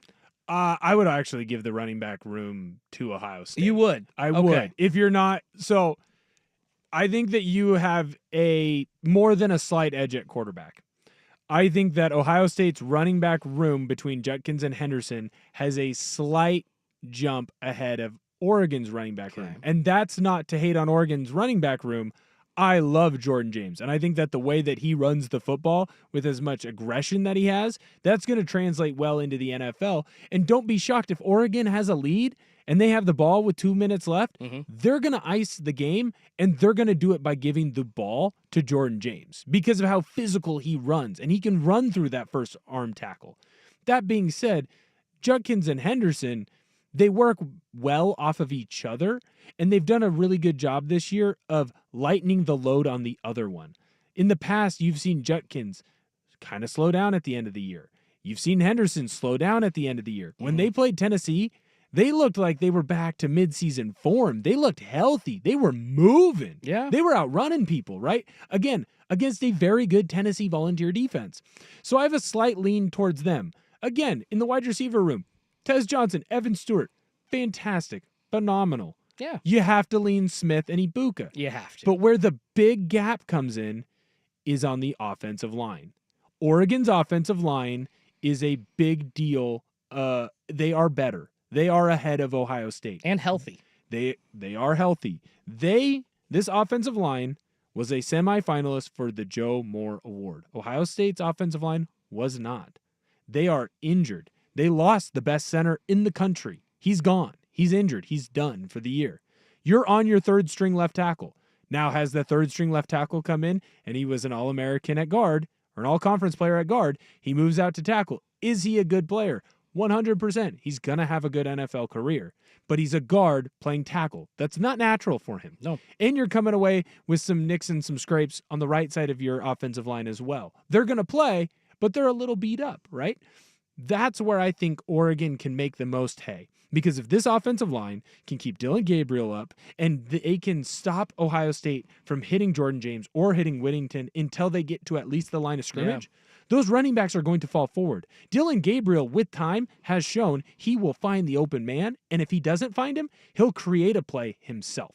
So I don't think there's a big gap until you get to the offensive line on the offensive side of the football. Okay. And I'd actually lean slightly more in a couple position groups towards Ohio State. It's just there's such a big gap between that offensive line in both rooms. And to wrap it up quickly with the defensive side of the ball, their stats, other than red zone defense, look pretty similar. 40 sacks to 39 sacks, Oregon for Ohio State. 12 interceptions to 9 interceptions. But Ohio State only allows teams to score at a 59.38% clip in the red zone. Oregon has given up 86% of the time they have given up scores in the red zone. So that right there would tell you Ohio State's defense, just because of the stats, are better than Oregon's, but I would say it's still close, but it's actually not that close. If you get down into that red zone and you're able to hold the other team, yeah, that's a pretty big weapon, and Oregon is obviously not able to hold the other team in the red zone. So it's going to be key on how does Oregon's D-line fare against the run.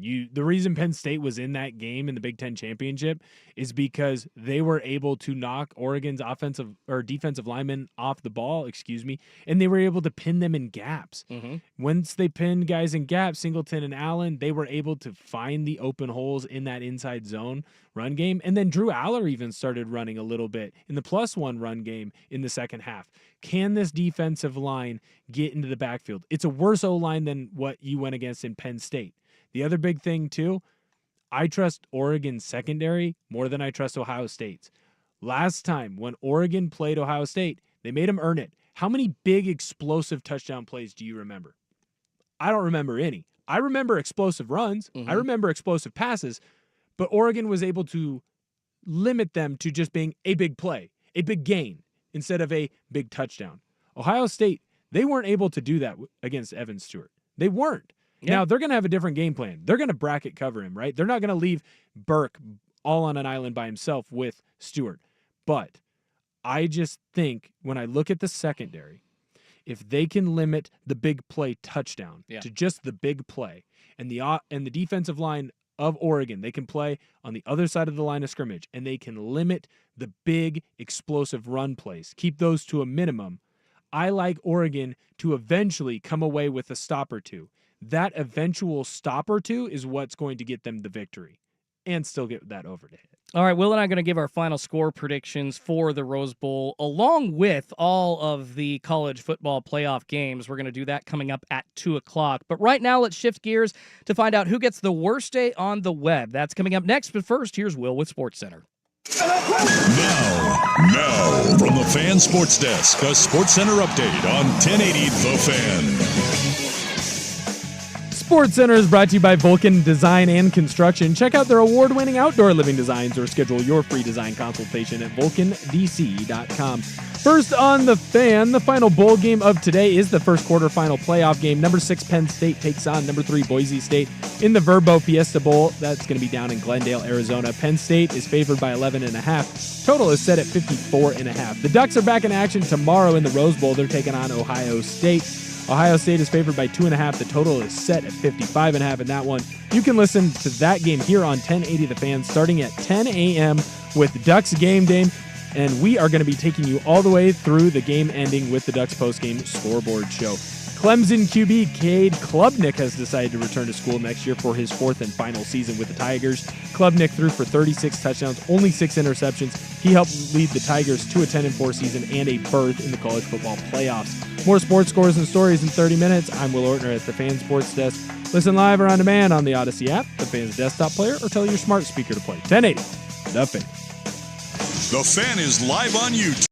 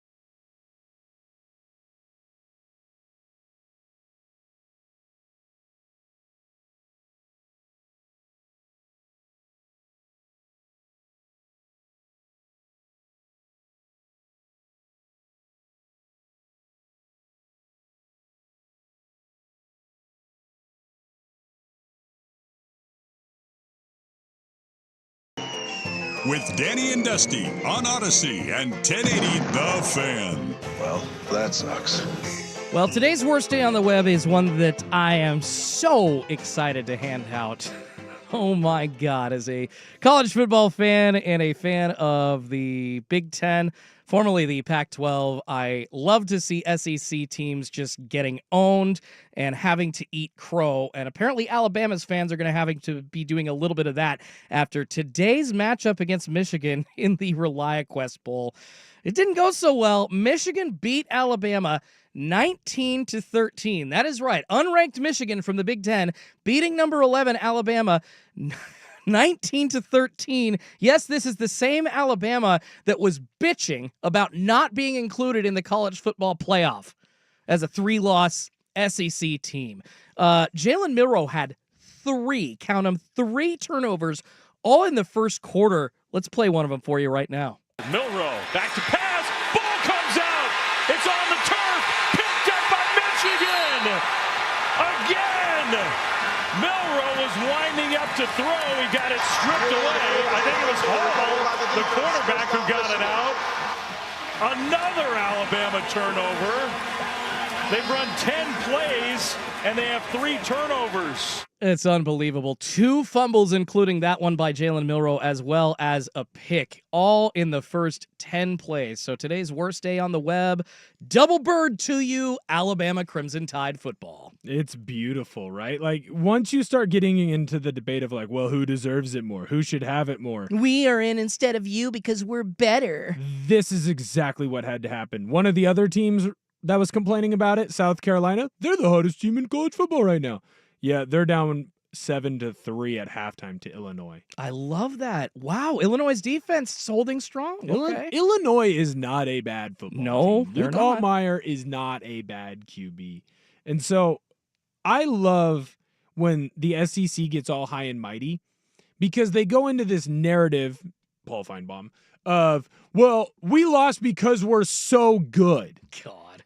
Our schedule is so difficult that we have to be given an extra loss. You don't live in the same universe as us, dude. Well, God. there was a point in time where the best, like truly the best teams were in the SEC. At one when you point, think yeah. about it, the best 2 teams were in the SEC for a good 2 or 3 year run. Yes. Alabama, Georgia, those were the best 2 teams.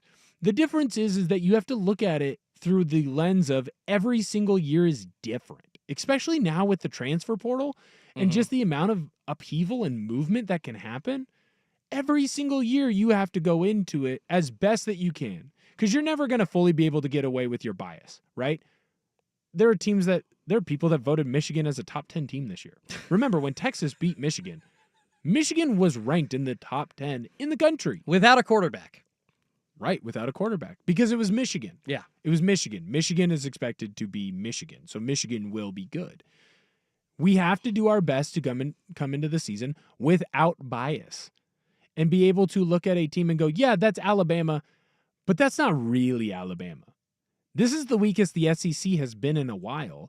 And some of it is Monday morning quarterbacky, and it's not entirely fair because what would Georgia be with Carson Beck? We don't truly know and we'll never know, right? We got to see the season with Carson Beck, and there were moments where they didn't look good, but there were moments where they looked like they were the best team in the country. They blew out Clemson. They smacked Tennessee, right? The first half against Alabama looked really bad. They came back against that same Alabama team, right? They came back and found a way to be in and win both games against Texas. Now, was that because of Carson Beck? No, it was because of the defense. But if Carson Beck is the starter and you have a national championship coach in Kirby Smart, I don't think that he's going to ride with Carson Beck just because he's the one he picked at the beginning. It's because he thinks he's his best option to win. And now you don't have that. But it feels like, and maybe it's because I've watched too much Big Ten football this year, the best 3 teams are in the Big Ten. Kinda. And the one team that can kind of upset that is probably Notre Dame. So you wouldn't even put Georgia in the conversation then? Not until we see Stockton. They're their own category right now. I have to see how they perform with Stockton. That defense is good enough to win a game in the playoffs against the better teams. Maybe one, maybe two. I mean, shoot. I truly do think that Texas, when they're playing at their peak, is probably amply ranked. Top 5 team in the country, probably. Yeah. That seems fair for them. Georgia beat them twice. They didn't win that first game because of Carson Beck. In fact, they didn't win that second game because of Carson Beck. They won that second game because of their defense. They won that first game because of their defense. That's how good that defense is. Yeah. I just don't believe that they can go on a run where they win 3 games just with that defense. It's not the same Georgia defense from 3 years ago, and that's because, frankly, high school players aren't going to go and sit on the bench for 4 years until they finally get their time to play. They're not going to sit for 3. They're not going to sit for 2. Some won't even sit for 1, right? Dante Moore. Right. So I just don't think you have the truly elite teams because the big, bad SEC, they're not hoarding anybody anymore. I know that's fair. It's been a lot of flip-flopping of conferences and big power conferences, schools switching from one to the other. That's definitely true. Alabama, too, it's not like they really – if they were the 5th team in a 4-team college playoff, even though it's Alabama, I would say they have a gripe. Like, this is a 12-team playoff that we're talking about. We expanded it to allow for extra scenarios to happen, to allow for these teams that were on the fringes before that never would have had an opportunity to allow them to get in. And frankly, all we're seeing, Will, is we're not seeing the never-wases get a shot. We're only seeing the has-beens and the other blue-chip elite teams that have already been there getting added to the pile at the end of the year. Instead of, an Ohio State and Oregon and a Georgia, it's an Ohio State, Oregon, Georgia, Boise State, who's always been an upset monster in the past. And you look at all the other schools that are in this. Notre Dame, they've been a powerhouse for a bit. It's not including anybody outside of an SMU, but I mean, they can pay people now, right? It's pretty ironic, and actually I think it's very fitting that as soon as they are legally allowed to pay players, they're looking as good and as prominent as they were back in the 80s during the Pony Express days when they were doing it all under the table. So really, I don't see, I see the opportunity for more teams to go in here, but I don't see the argument from Alabama. I'm sick of hearing from their fans that think they should be 12-0, 13-0 every single year. 9-4 in Kalen DeBoer's first season. Glorious. Just glorious. Yeah, I mean, the bad Twitter quote is, they're going to show Kalen DeDore, right? And why? Well, it's funny. No, I get it is funny, but why would you even want to think that? Is my question. I think think that there's a different. I mean, it's not unheard of. Coach O, he won a national title and he was out 2 years later. And Kalen DeBoer hasn't done anything, not at Alabama at least, right? I know. An Alabama fan. I mean, you can look right now in the YouTube chat. Jake's a big Alabama fan. He's upset right now at Kalen DeBoer. And I frankly think that he has the right to be. That guy was brought in to be your quarterback whisperer. And you have an impressive talent in Jalen Milroe. Mm-hmm. Jalen Milroe has the opportunity, has all the tools.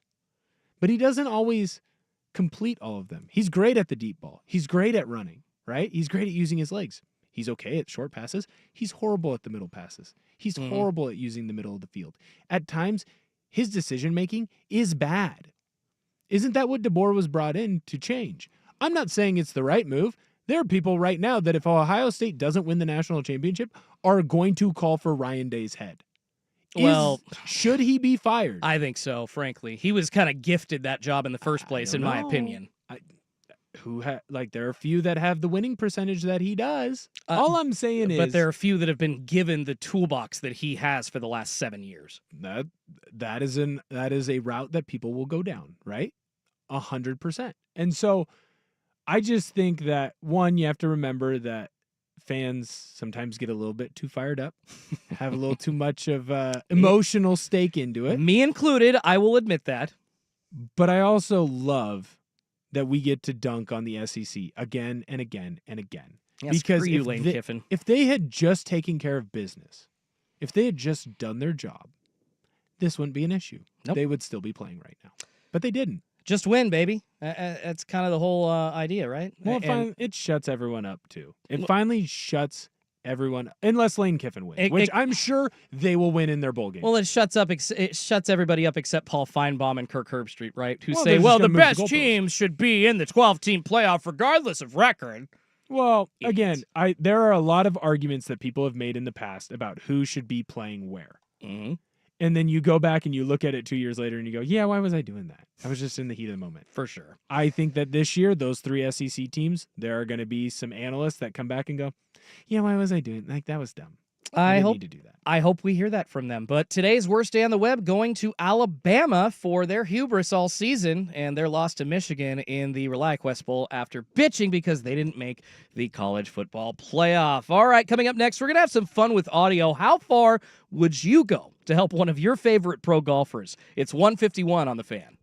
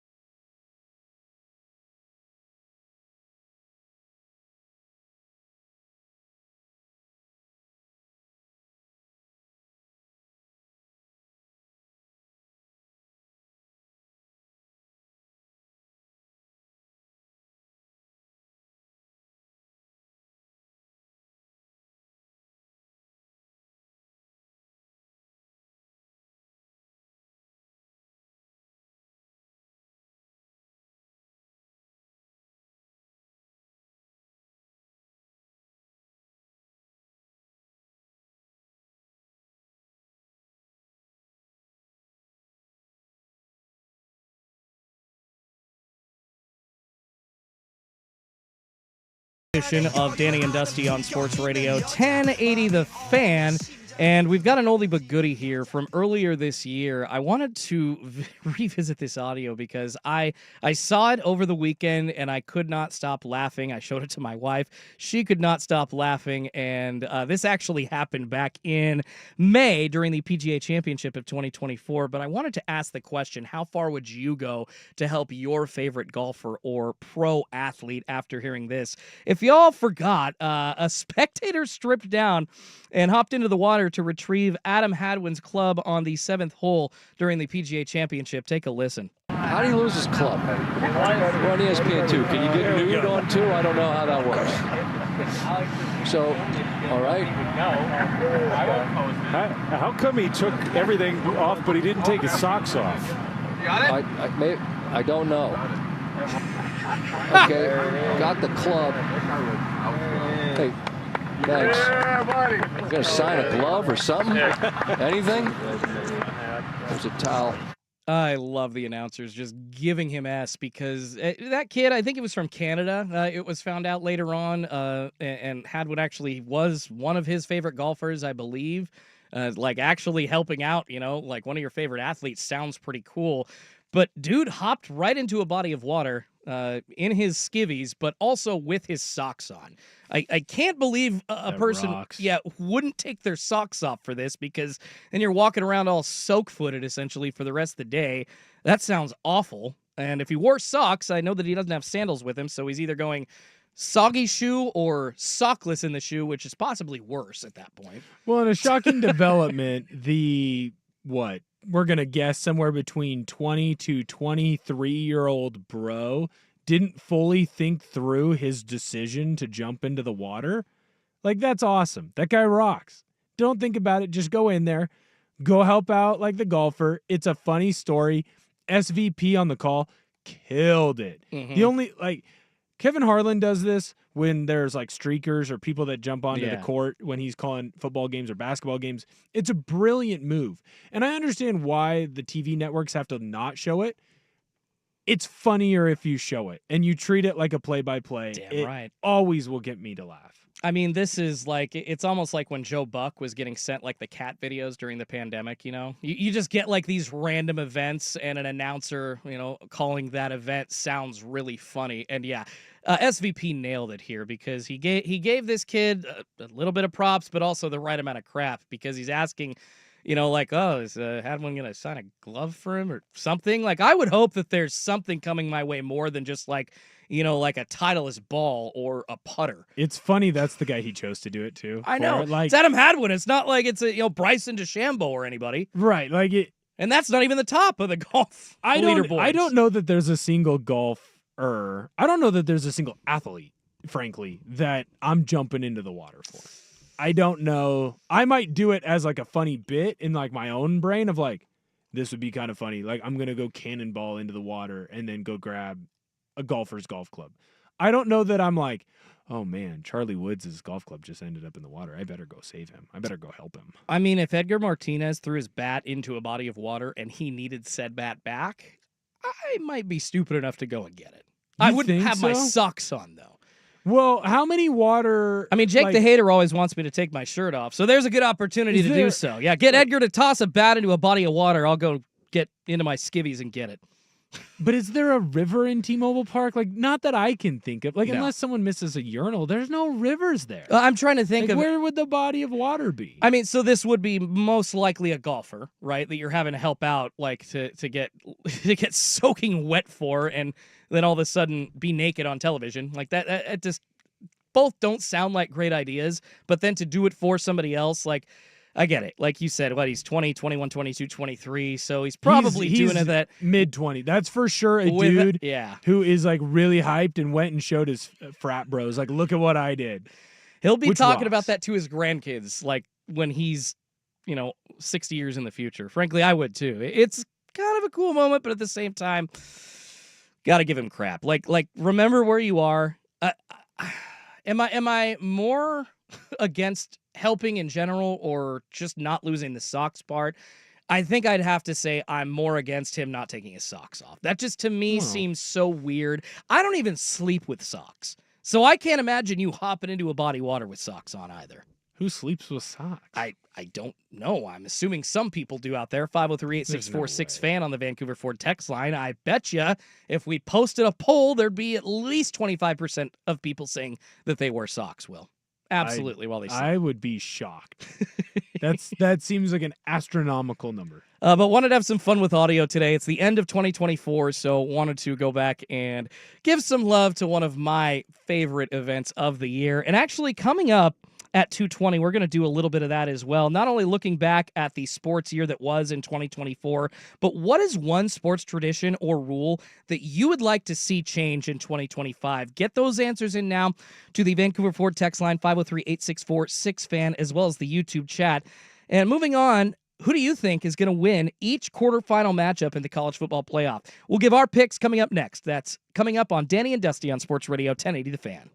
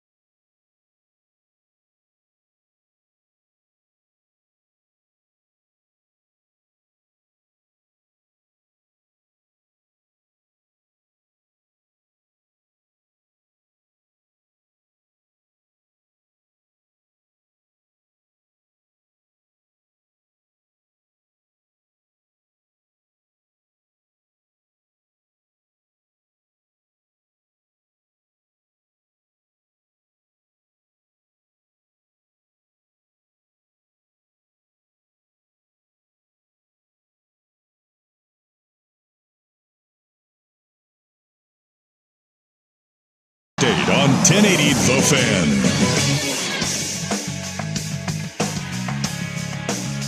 First on The Fan, multiple bowl games in action right now. In the Kinder Texas Bowl, LSU just got a defensive turnover against Baylor. They ran it all the way back for a touchdown in that one. It is now 34-14, LSU winning with 1:28 left to go in the first half.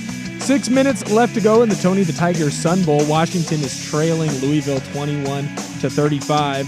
Washington does have the football. They are starting to drive. They are in their own territory. Then in the Cheez-It Citrus Bowl, that second half just got underway. South Carolina is trailing Illinois 3-7 in that one. The final bowl game of tonight, you've got the college football playoff. It's a quarterfinal matchup in the Burbo Fiesta Bowl.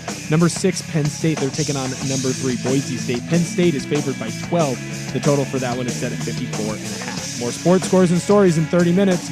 I'm Will Ortner from the Fan Sports Desk. Listen live or on demand on the Odyssey app, the Fan's desktop player, or tell your smart speaker to play 1080 The Fan.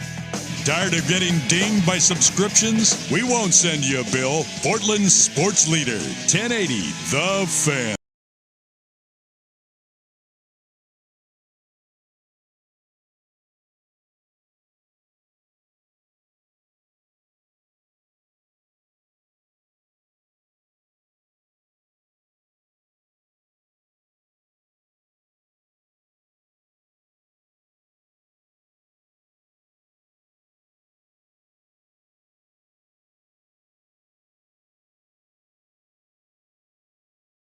And Will edition of Danny and Dusty here on Sports Radio 1080 The Fan, 99.5 HD2, the Odyssey app, YouTube, Twitch, all over the place for everybody to find us all over the world. Happy New Year out there, everybody. The last day of 2024. Will working hard, doing double duty, hitting all the buttons, doing the co-hosting. Looks like the new year just hit in South Africa. I believe Lisbon, What city was I just looking at? Cape Town, South Africa, just had the midnight hour pass there. So happy New Year. Good for them. In South Africa. We are known to be big in South Africa. 10 hours away. Yeah, 1080. Yeah, it's a big deal. I'm not saying that anybody's listening to us in South Africa. I'm just saying that, like, hey, this part of the world just let the new year in, and we are not far behind. And actually, a lot of people here on the West Coast, I believe 1080 The Fan's own Brandon Sprague included in that, likes to celebrate the East Coast New Year, which I understand. It's easy, 9 p.m. Hold on. Is celebrating the East Coast New Year like the old's way of being like, now I can go to bed? Yes. Like, I celebrate exactly what New it is. Year's, but really they just want to go to bed at 10 o'clock. That seems... This is like the guy who, I have 3 days in one. My one day, your normal one day is actually 3 days for me, and now I'm ahead of you. That's what this sounds like. This sounds like I don't want to stay up. I'm going to watch the ball drop on, the 9 o'clock hour, and then I'm going to bed. How do they do that on the East Coast? Do they just, I think it's like 6 hours ahead in London. So do they okay, so it's 6 or 7 o'clock there, Happy New Year, and then they go to bed at like 6 or 7? I don't understand how that works. I don't know what they do. I think you just go to bed. Just admit that you don't want to stay up. Like, it's fine. You're like, if you're old, that's okay. Like, who cares? Or if you have to work a 10-hour day today, like I did, it's really hard to go out. That's fine, man. Like, or you live it got up. little kids, man. That's fine. That's fine. Stay home. But don't be like, I do Eastern time New Year. Like, no, you don't. You just go to bed at your normal time. It's fine. It's okay. You watched Ryan Seacrest a couple hours earlier than I did. It's okay. I was saying this on Dirt and Sprague this morning. There aren't any good options for viewing for TV going to the midnight hour anymore. It's like the Dick Clark Rockin' New Year's Eve show with Ryan Seacrest, which I hate watching, and now it's like Andy Cohen with Anderson Cooper on CNN. I don't know who's doing anything besides that. I saw it was literally like a half-wit production on CBS last year. They did something live from Vegas, except they really didn't, because they would intersperse weird recorded sets of people playing music with just fireworks shots from around the world. It was stupid. And I'm like, really? This is all we've got? Nobody is programming any good New Year's television? No? I don't know that I have watched New Year's television in years, other than the ball itself. Well, you don't need to. It's not that great. All the idiots hosting really aren't that great either. So, well, I mean, there's no point. Although Gronk spiking Steve Harvey's Lego of himself that's an all-time classic clip. Agreed. It's Agreed. fantastic. Most of the time, like, I'm going out, or like, even if I'm not out, like I'm at someone else's house, I can't tell you the last time that I watched, other than like the final 10 seconds of the ball dropping. And that's because everyone stops what they're doing immediately, and they're like, hold on, we got to watch it drop. Everybody. And then, have you ever been in like a big room where half the crowd is counting ahead of the other? So you don't really know when you hit New Year? That's always fun too. I like to boo. You idiots! You're too early. All right, what's one sports tradition or rule you'd like to see change in 2025? That's coming up here in a few minutes. Get your answers in for that. Will and I have a couple of things to sound off on about possible, hopeful rule changes in the world of sports in the next year. But we got to get into our college football playoff quarterfinal predictions. There are 4 games on the schedule. One, of course, tonight. So excited that we see a New Year's Eve matchup for the college football playoff, along with 3 all-day college football playoff games. That's the best thing about New Year's. You could go out, party tonight, see a little bit of this Penn State-Boise State matchup, roll out of bed feeling maybe slightly hungover tomorrow, and then still just sit on your couch and watch all 3 games. So, Will, we got to try and come up with a prediction for each of these 4. We'll start off with the first one, and we're actually going to do the Rose Bowl last. We'll hold Oregon, Ohio State until the final pick, but we'll start off with the Fiesta Bowl, of course, number 6, Penn State, taking on third-seeded Boise State tonight at 4:30, just a couple of hours from now. Penn State entering 12-2. Of course, they've got a great offense that we saw really explode against Oregon in the Big Ten Championship. We saw them basically doing the same thing in the first round of the college football playoff. Drew Aller's great, accumulated over 3,000 passing yards this season, and the Nittany Lions have a good defense as well. They've allowed just about 16 points per game. It puts them 12th nationally. Boise State has been good, Will, but Ashton Jeanty is about it. And if he can't run the ball, or if that's literally the only thing that they're going to be able to do against Penn State, I don't see it going too well for them. I'm going to say Boise State covers the 10.5-point spread, but it's going to be still a pretty big win for Penn State, 34-24 over Boise State. What's your prediction? I think that there are very few defenses in the country that can stop Ashton Jeanty. The problem is Penn State's one of them. I would expect Penn State to load the box, and I expect them to get after that Boise State offensive line. I expect them to leave their corners on an island because they don't respect Maddox Madsen, and they don't respect the wide receivers of Boise State. I think that Penn State rolls in this game. I think that they cover the 11-point spread. I think I got them at 11.5. Okay. It's been moving. It was like 11 at one point today. It was 10.5 in some books. Then all of a sudden, now it's back up to 12. Oh, geez. I also wouldn't be shocked if you saw the under. I got it at 52. I wouldn't be. I know it's now closer to like 53, 54. 54.5 and a 12.5-point spread. I think that Boise State, they just don't have the guys to compete. The only way they win this game is multiple turnovers from Aller, and Ashton Jeanty goes off. I don't think it happens. Yeah, Penn State's just deeper. They can control the line of scrimmage. They can sustain drives more with all that talent. Yeah, might be close early, but I do think Boise State will lose, but they will still cover the spread. All right, on to the Peach Bowl. That is tomorrow morning, your first game of the day. It is the Chick-fil-A Peach Bowl at 10 a.m. on ESPN between number 4 Arizona State and the 5th-seeded Texas Longhorns. Texas, of course, coming in with an 11-2 record. They've had an up-and-down offense. I would say good at times. Quinn Ewers has been able to throw the ball, but then when they need a little bit of a rushing attack at the quarterback position, they'll go to Arch Manning. So inconsistent, but still pretty powerful when they're on. They've got a good rushing attack even without Arch Manning in at quarterback. Their defense has been good as well, especially against the run. They got one of the best run defenses in the nation. Arizona also coming in at 11-2. This is a toughie. The spread here on this one is 12.5 as well. Same spread that Penn State v. Boise State is up to right now. The total over-under is 51.5. If you had to ask me, I like Arizona State. I like Scattaboo, but darn, I just don't think that they've got enough to compete with Texas. I think Texas beats them by 2 touchdowns. I say like 35-21. I have Texas covering in this. I got it at 13.5. I think that Texas has too many dudes. I think they're going to be able to run the football in Arizona State's defense. They're an average defense at best. I love the story of Arizona State. I love the program that Coach Dillingham is building. I love their quarterback, Sam Levitt, local kid. I think that the sky is the limit. You're just seeing the beginning of his growth. Cam Scadaboo is one of the more fun players in college football to watch. They're running into a juggernaut right now. They're running into a Texas team where if they had a little bit better quarterback play, they might be undefeated just like Oregon. They have a strong defense, and I think they're going to be able to get into the backfield. They're going to get hits on Levitt. They're going to get hits in the backfield on Scadaboo. And then I think offensively, they're just going to run the football.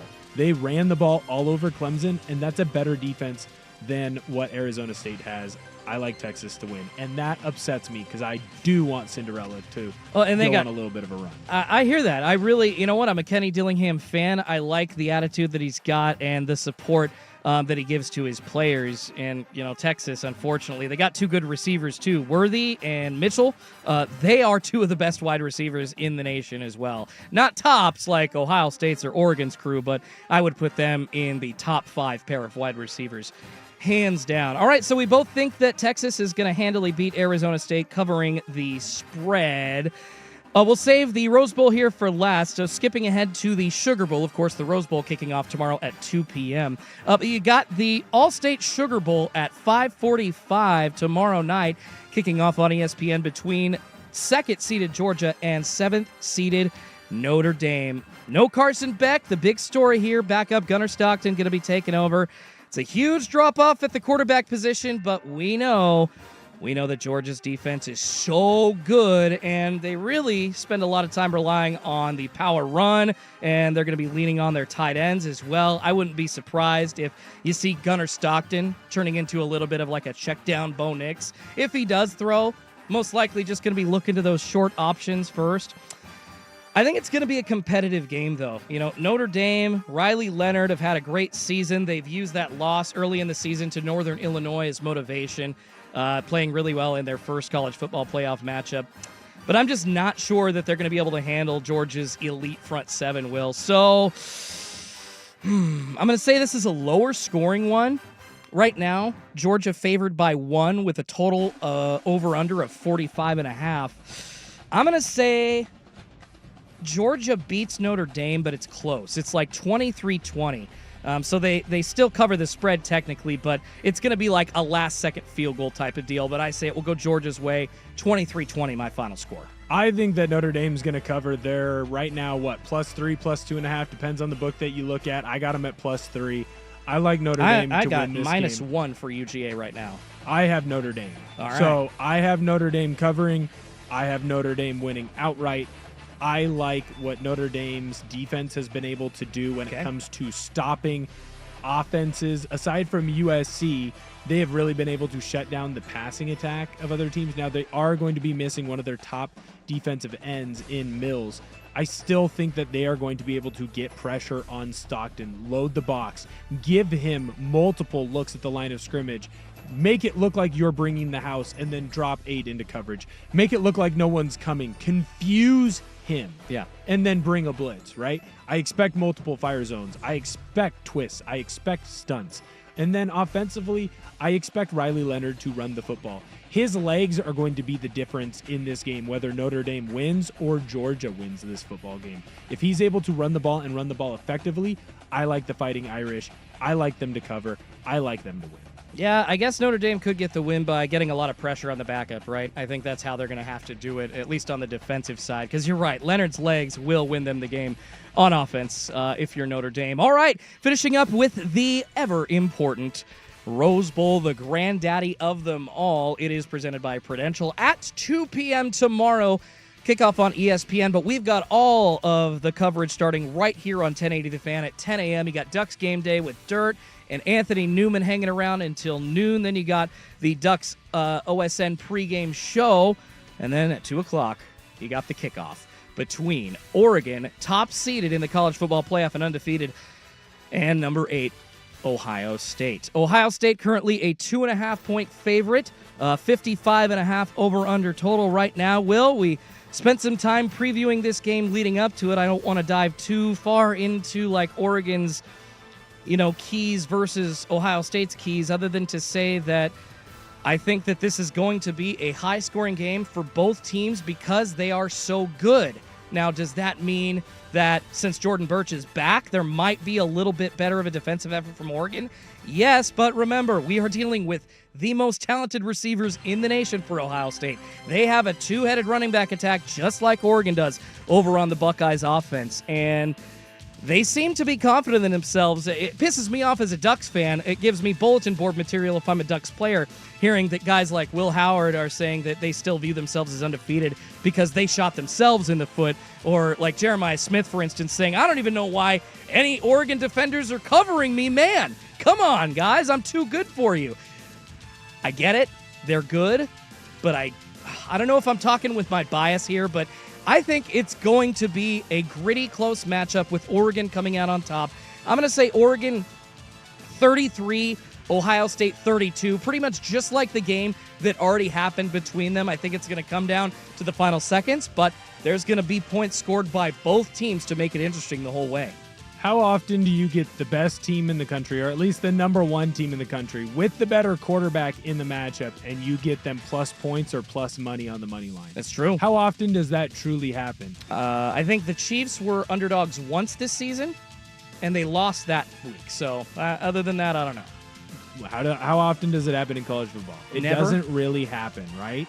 And so when you have an opportunity to grab a team like Oregon, plus points, plus money, I just kind of feel like you have to do it, unless you truly just dislike Oregon. And they won the matchup the first time that they went against each other. I think that Oregon is going to make enough plays to get it done in this game. I love the over in this game. They went over this point total by 10 points last time. Guess what? They left probably another 14 to 21 points combined on the table. It seems like when you have big-time college football matchups now, they always go over. Like in the early 2000s, all the way up to about 2010, it seemed like they always went under because the best teams had the best defensive players. Now it feels like they have the best offensive players, and the totals always go over. I like Oregon to cover this game. I like Oregon to win this game. I think it's going to be close, and I think it's going to be a shootout.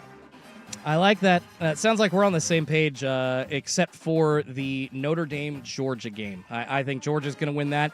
You think Notre Dame's going to win that, and I think Georgia's going to win that with a last-second field goal. All right, those are our predictions for the quarterfinals of the college football playoff. We are now just under 24 hours away from Oregon kicking off against Ohio State. So excited. You can catch all that action here on 1080 The Fan starting at 10 a.m. tomorrow. All right, last day of the year here in 2024. If you could change a sports tradition or rule in 2025, what would it be? That's coming up next on a Schulte and Will edition of Danny and Dusty on 1080 The Fan.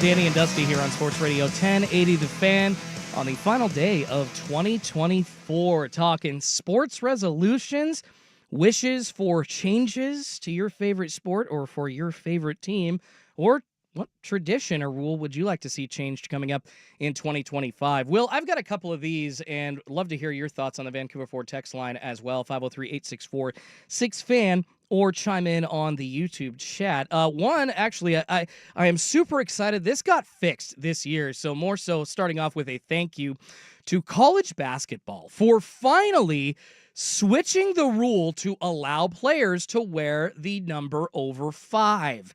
There was an archaic rule, Will, on the books forever, I believe since like the freaking 60s, that college basketball players were only allowed to wear digits 0 through 5 because they were basically made easier with only 0 through 5 to signal to like the scorer at the half court line during foul calls, or, you know, making calls as the referee to the officials on the side. And it's like, hold on a second. So you're telling me that because you don't think that these referees can count, or you're trying to keep it simple, or, you know, keep them from doing something that NBA referees do, you know, every night during 82 games of a season.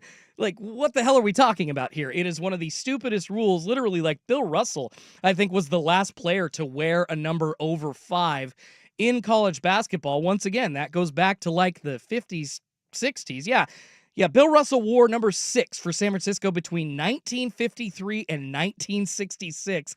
Before the 57-58 season, the NCAA changed the rules and barred any jersey numbers between 6 and 9. And actually, at that time, Will, they couldn't wear jersey numbers 1 or 2 either. So it's nice to see college, like, actually loosening up a bit. We now see NIL. That is a thing. You know, money being paid to players above the table in college sports.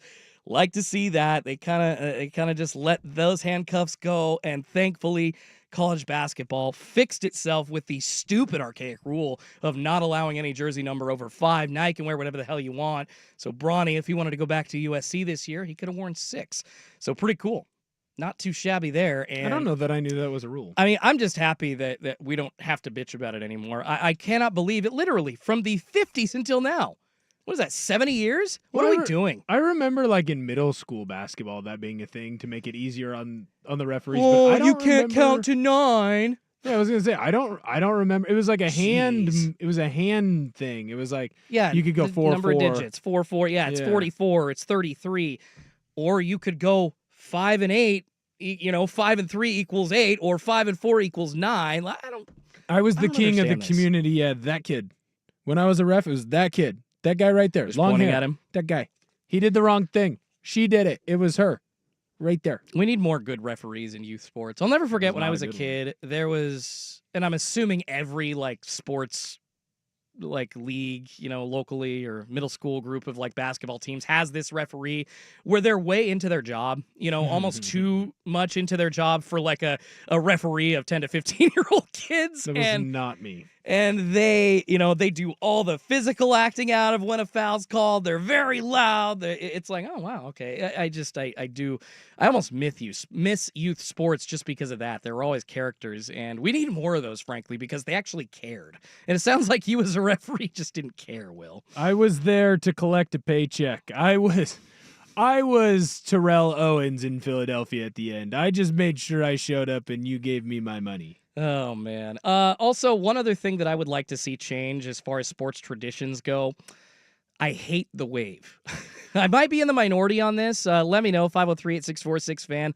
But I cannot stand it, especially at an important part of the game or when the game hasn't, you know, been sold yet. Like, it's not obvious that the home team's going to win or lose.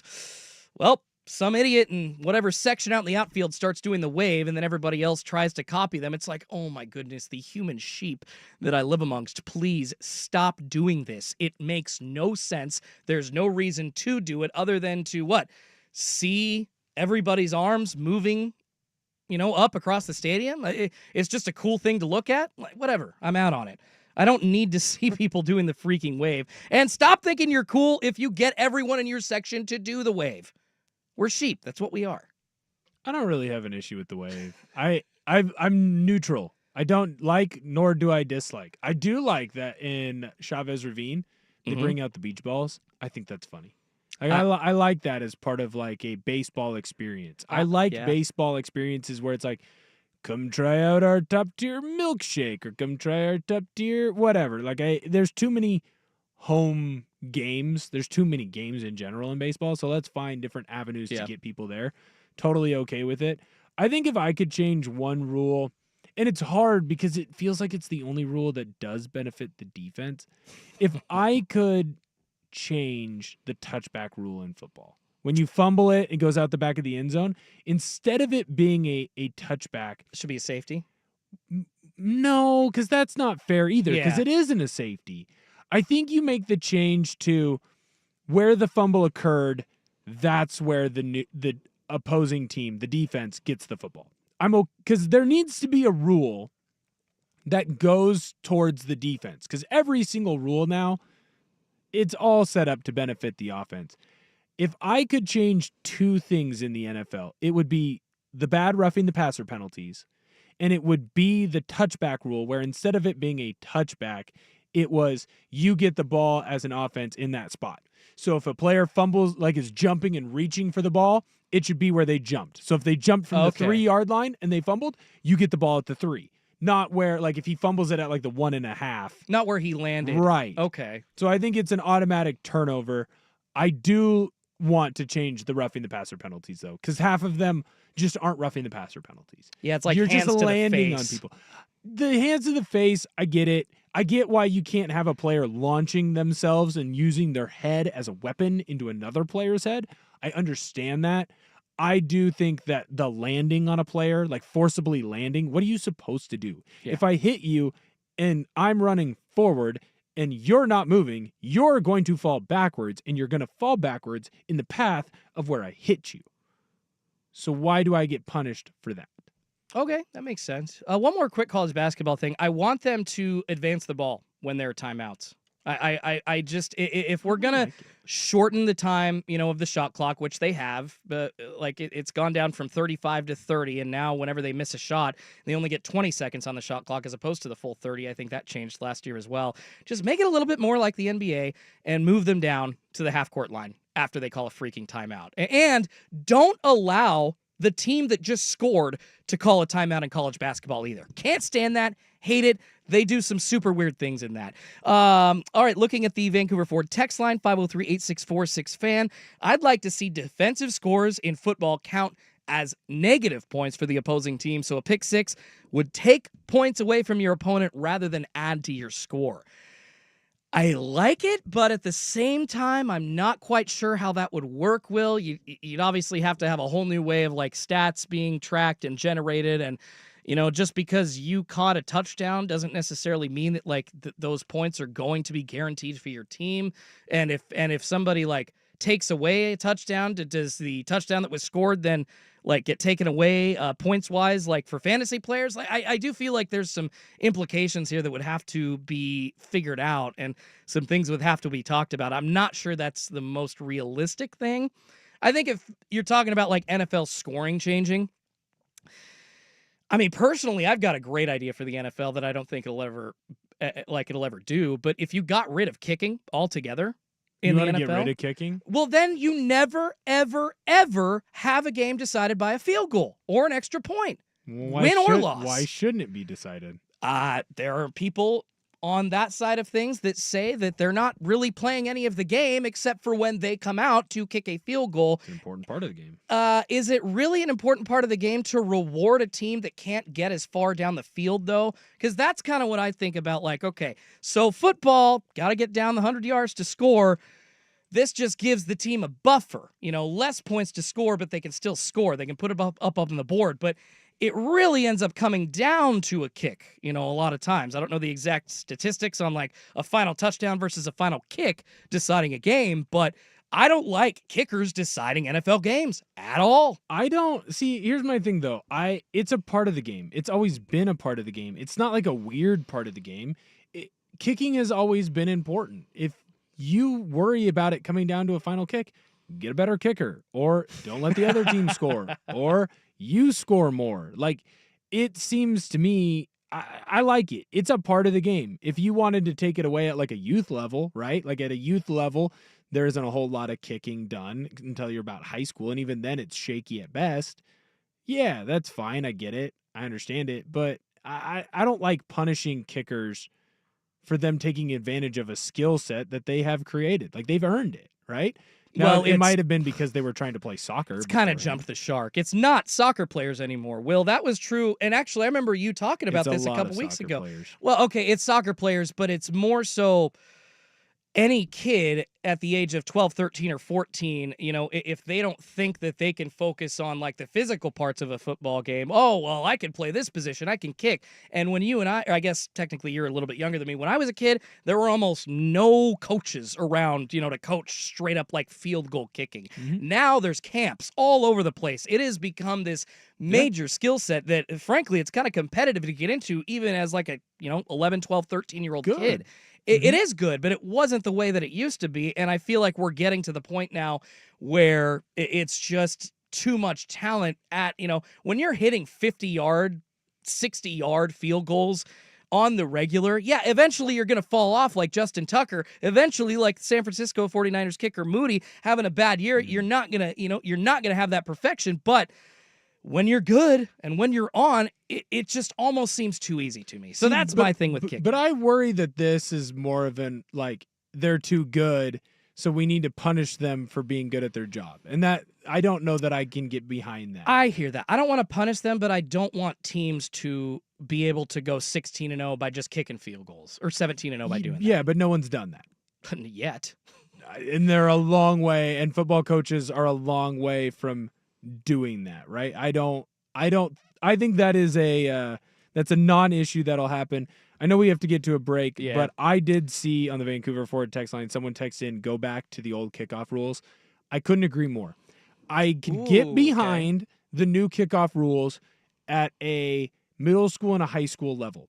Those are children. Yeah. They have not, like, their parents are the ones that are telling them to play football. They're like, cool, I like Justin Jefferson, or I like Jamar Chase, and they just show up and they play. They don't understand what a concussion is. Yeah. When you go and play college football, and you go and you play NFL football, you are making a conscious choice. You are making a conscious choice as an adult to go out and play a game. And when you go and you play that game, sometimes there are bad things that happen. We're watching the LSU Baylor game right now. Yeah. There was a gruesome leg injury to one of the LSU linebackers. At minimum, he broke his leg. I'm pretty sure he dislocated his ankle, and they had to re-put it back in. You sign up and understand the risks when you play a football game.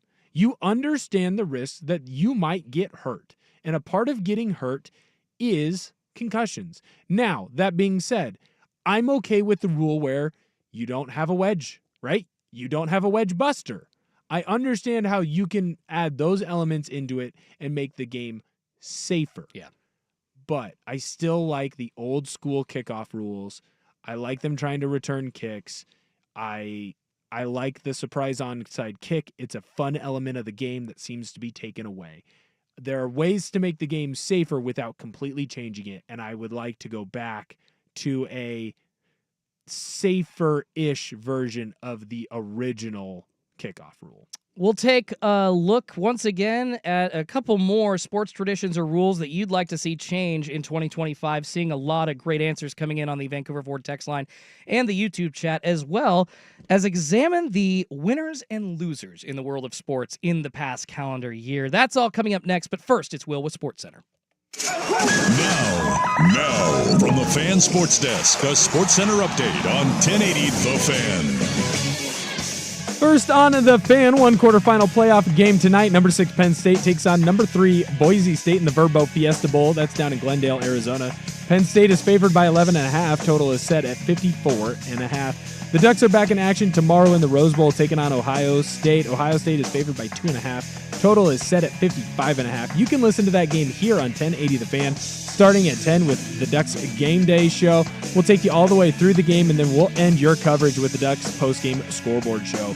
More sports scores and stories in 30 minutes. I'm Will Ortner at the Fan Sports Desk. Listen live or on demand on the Odyssey app, the Fan's desktop player, or tell your smart speaker to play 1080 The Fan. The Fan Merch Locker has a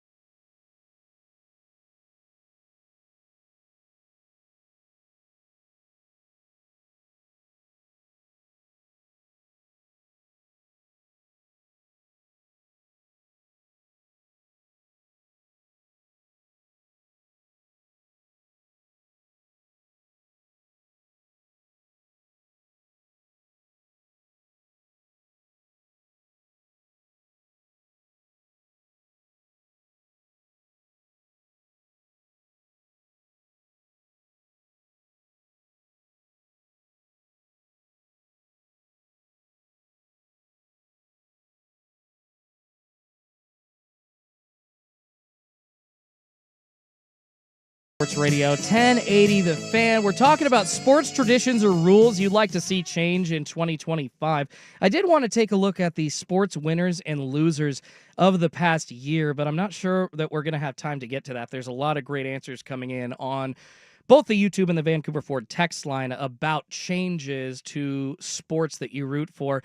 Love this one. Yes, Schulte, how about instead of goalposts, you have a 5x5 square that the quarterback has to throw the ball through, could get 3 points. Quarterback is the highest paid, means he's the most important. Now, that sounds a little video gamey, but I don't hate it. But I'm just not sure that something like that would work. But I like the concept, though, Will, of making it, putting the onus on the highest paid player, putting the onus on the entity that the team, thinks is the end all be all by giving them $50-60 million. Like, I don't see a negative by getting some kind of system to allow them to do that, but it just does seem a little more, it's like a mini game inside of a game. I'm not sure that works. It's like an NHL shootout or something. I think I might be a traditionalist here and say I like kicking. I would not like kicking to go away. For sure. If you want kicking to go away, get more first downs, get less fourth downs, have to punt less, get to 4th and 2 or 1 more and go for it. I don't know what to tell you. I like kicking. Make kickoffs great again, says our next texter on the Vancouver Ford text line, 503-8646-FAN. In addition to the old rules, if the kickoff goes through the end zone in the air and the receiving team gets it's a touchback and the receiving team gets a point. So that would be similar to like the CFL Rouge rule. So Canadian football, they've got a 1-point Rouge, which I believe happens on when you kick a ball through the back of the end zone. You don't have to hit it through the uprights, but if it goes over the back of the end zone, that is technically a point. And I believe that happened earlier this season in the CFL. There was a game that was won by a Rouge point that was a ball basically not even kicked through the uprights, just through the back of the end zone, and that was that. So I think that's how the Argonauts won a game. Thank you. And so that right there kind of tells you, well, it may not necessarily be the best system for deciding winners and losers. That's a pretty easy kick to make, as we were talking about kickers that are getting better and better. But I don't know, Will, do you think like a 1-point Rouge would work at all in the NFL? I could get behind if you are kicking the ball off and it goes through the uprights. Okay. Getting points there. So I could get behind through that the being uprights. 3. Yeah. See, I agree. I could get behind that. Like if you have, Justin Tucker and he comes down and he is able on a kickoff to kick the ball through the upright, I can get behind, they get 3 points, and then the other team gets the ball at 20, 25, wherever your touchback is. The reason I can get behind it is how often would that happen? Yeah, it's a 75-yard field goal, not very often. It's also impressive as you know what. Like to have a kicker that can kick the ball that far and that accurately, it could also be a big game changer. I'm always in favor of putting more points on the board as opposed to finding ways to take points away. Mm-hmm. That's why I don't know that I would love negative points. To my earlier point about numbers being changed for high school and college basketball players, as a high school clock keeper, it sucks having numbers over 5. It gets confusing after that with all the fingers being held up and trying to listen to the number that's called. I get it. I understand. But unfortunately, I think that's kind of something that you have to deal with. Right? It's a game of sport. Kids are wearing numbers, and you have to call what the numbers are. As a person who his entire life wore 74, 75, 76, and 77, mm-hmm. I'm pro numbers over 5. I mean, I always wore 11 or 12, so I never really would have had to deal with this. It was really easy for the numbers that I always wanted to pick, and they were available. So yeah, well, when you're a big fat O-lineman, you only get a certain amount of numbers, and the 70s are it. Oh, in my chubby days, I wore number 63. That is the Schulte family number right there. 63, baby. Let's see. What about penalties that are called in football that do not actually affect the play? Have the yardage tallied up and applied on the ensuing kickoff or punt instead of a replay of that particular down. I like that. There are some situations where I do feel like a penalty, kind of gives it to the other team unintentionally, a little bit of a better situation. But I'm How not. would you determine it? Yeah, exactly. Like what specifically determines whether or not it's added, to the next play or added in. You just have to redo the play. That's a great question. Because then you put it into like a judging situation. It's why I Yeah. always will have like an issue with sports that are based in judges, right? Because you and I can judge something completely different. It's why I like baseball. It's why I like football. If you pass into the end zone, if you run with the ball in your hand through the end zone, it's 6 points. Mhm. If you touch home plate in baseball, it's 1. Ooh. When it comes to sports, no offense, like right now I have Livy Dunn on my screen, gymnastics. Livy Dunn can go out and do a floor routine. I could look at it and go, that's perfect floor routine. That's a 6 or whatever the perfect floor routine is. Jordan, you could look at it and be like, well, her knee wasn't quite tucked enough. I didn't love her landing. So to me, it's actually a 5.5. I don't like that. I need pure defined scoring. If you hit a backflip, that should be a point or whatever, right? It needs to be clear and determined. I don't like when you factor in judging into it. And that's what that rule would do. Okay, I see that. And then last rule that I'll get to, I'd like to see them get rid of lineman downfield calls. I don't hate that, but I'm not sure that would work. I feel like teams would be able to take way too much advantage of just having 6 linemen running downfield.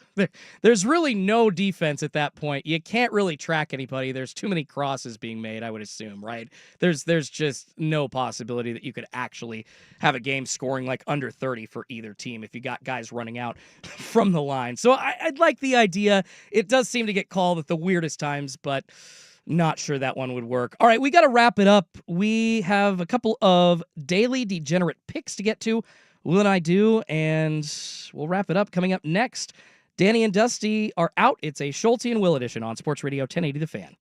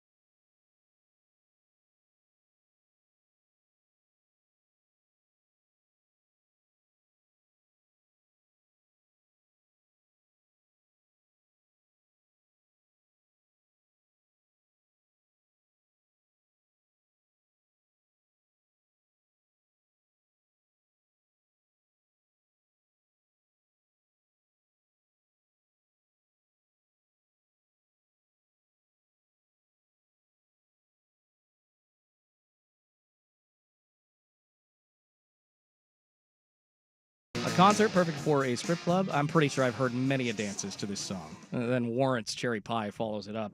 Schulte and Will here on Sports Radio 1080 The Fan, wrapping it up with a couple of daily degenerate picks before we hand the mic off to Isaac and Suk in a couple of minutes. So, like to do, if I did host a show every day, I would end every show with a lean of the day and lock of the day. So I want to give you one of those from each of us, Will and I. My lean of the day yesterday did not go so well. It was Blazers plus 6.5 versus Philly. I thought that they were going to score a bit more. They obviously could not shoot from the three-point line. Ended up really sucking off the bench, too. Their starters just played almost the whole game and turned the ball over a lot as well. So that did not hit. They got beat by like 22 or 23. My lean of the day today, it is going to be Boise State, Penn State under 54.5. And I'm going a little bit, Will, off of what you said about that score line moving. There are going to be some touchdowns from Boise State. I don't think it's going to be more than a couple. Ashton Jeanty will get into the end zone. Penn State's offense, pretty high flying. I love seeing Drew Aller, what he did against Oregon. So I do think that they're going to score some points, but even if it's like a 30-20 game, it's still the under. So I think under, that is my lean of the day, 54.5, Boise State, Penn State. What about you on your lean of the day, Will? Well, I'm going to go the other way then. I'm going to grab Penn State at minus 11. I was basically going to go opposite of you because I have given out both of those plays as well. I like Penn State to just absolutely mollywop Boise State. It's no offense to Boise State. They don't have the dudes. If this defense of Penn State can stop Ashton Jeanty, this game's over. Maddox Madsen cannot win the game by himself. And yeah, neither can Ashton Jeanty, frankly. So it's going to take some sort of special performance from Boise State on the defensive end to get it done. Maybe they can sack Drew Aller a little bit. That's literally going to be what it takes. All right, my lock of the day. It's going to be a little cheat, but come on. There's a college football playoff with 3 really great games to bet on tomorrow, so I got to take advantage. And I'm going a little biased here, but I think Oregon is going to cover the 2.5 versus Ohio State. I really love their offense. I love their ability to score, and I think it's going to be a pretty similar matchup on both sides of the ball and a pretty similar score to their 33-32 victory over Ohio State earlier this season. Will, what is your lock of the day? Give me the over 54 in the Rose Bowl. I think that both teams left a lot of meat on the bone. If you ask them both, they both think that they left at least 10 points in the original matchup. And guess what? In the original matchup, they went over this point total at 54.5 by 9 freaking points. Damn. I think that they go over. It feels like all big-time college football games go over now. I love it. I hope you all make some money off of our picks. That is going to do it for this episode of Danny and Dusty. Thank you so much again to Will Ordner for doing double duty. He handled all the heavy lifting. Made me sound great. Also co-hosted. I love it every time, brother. Coming up, it's 4 hours of power from their mouths to your ears. Primetime with Isaac and Suk next here on 1080 The Fan. Happy New Year. Have a great Tuesday, everybody.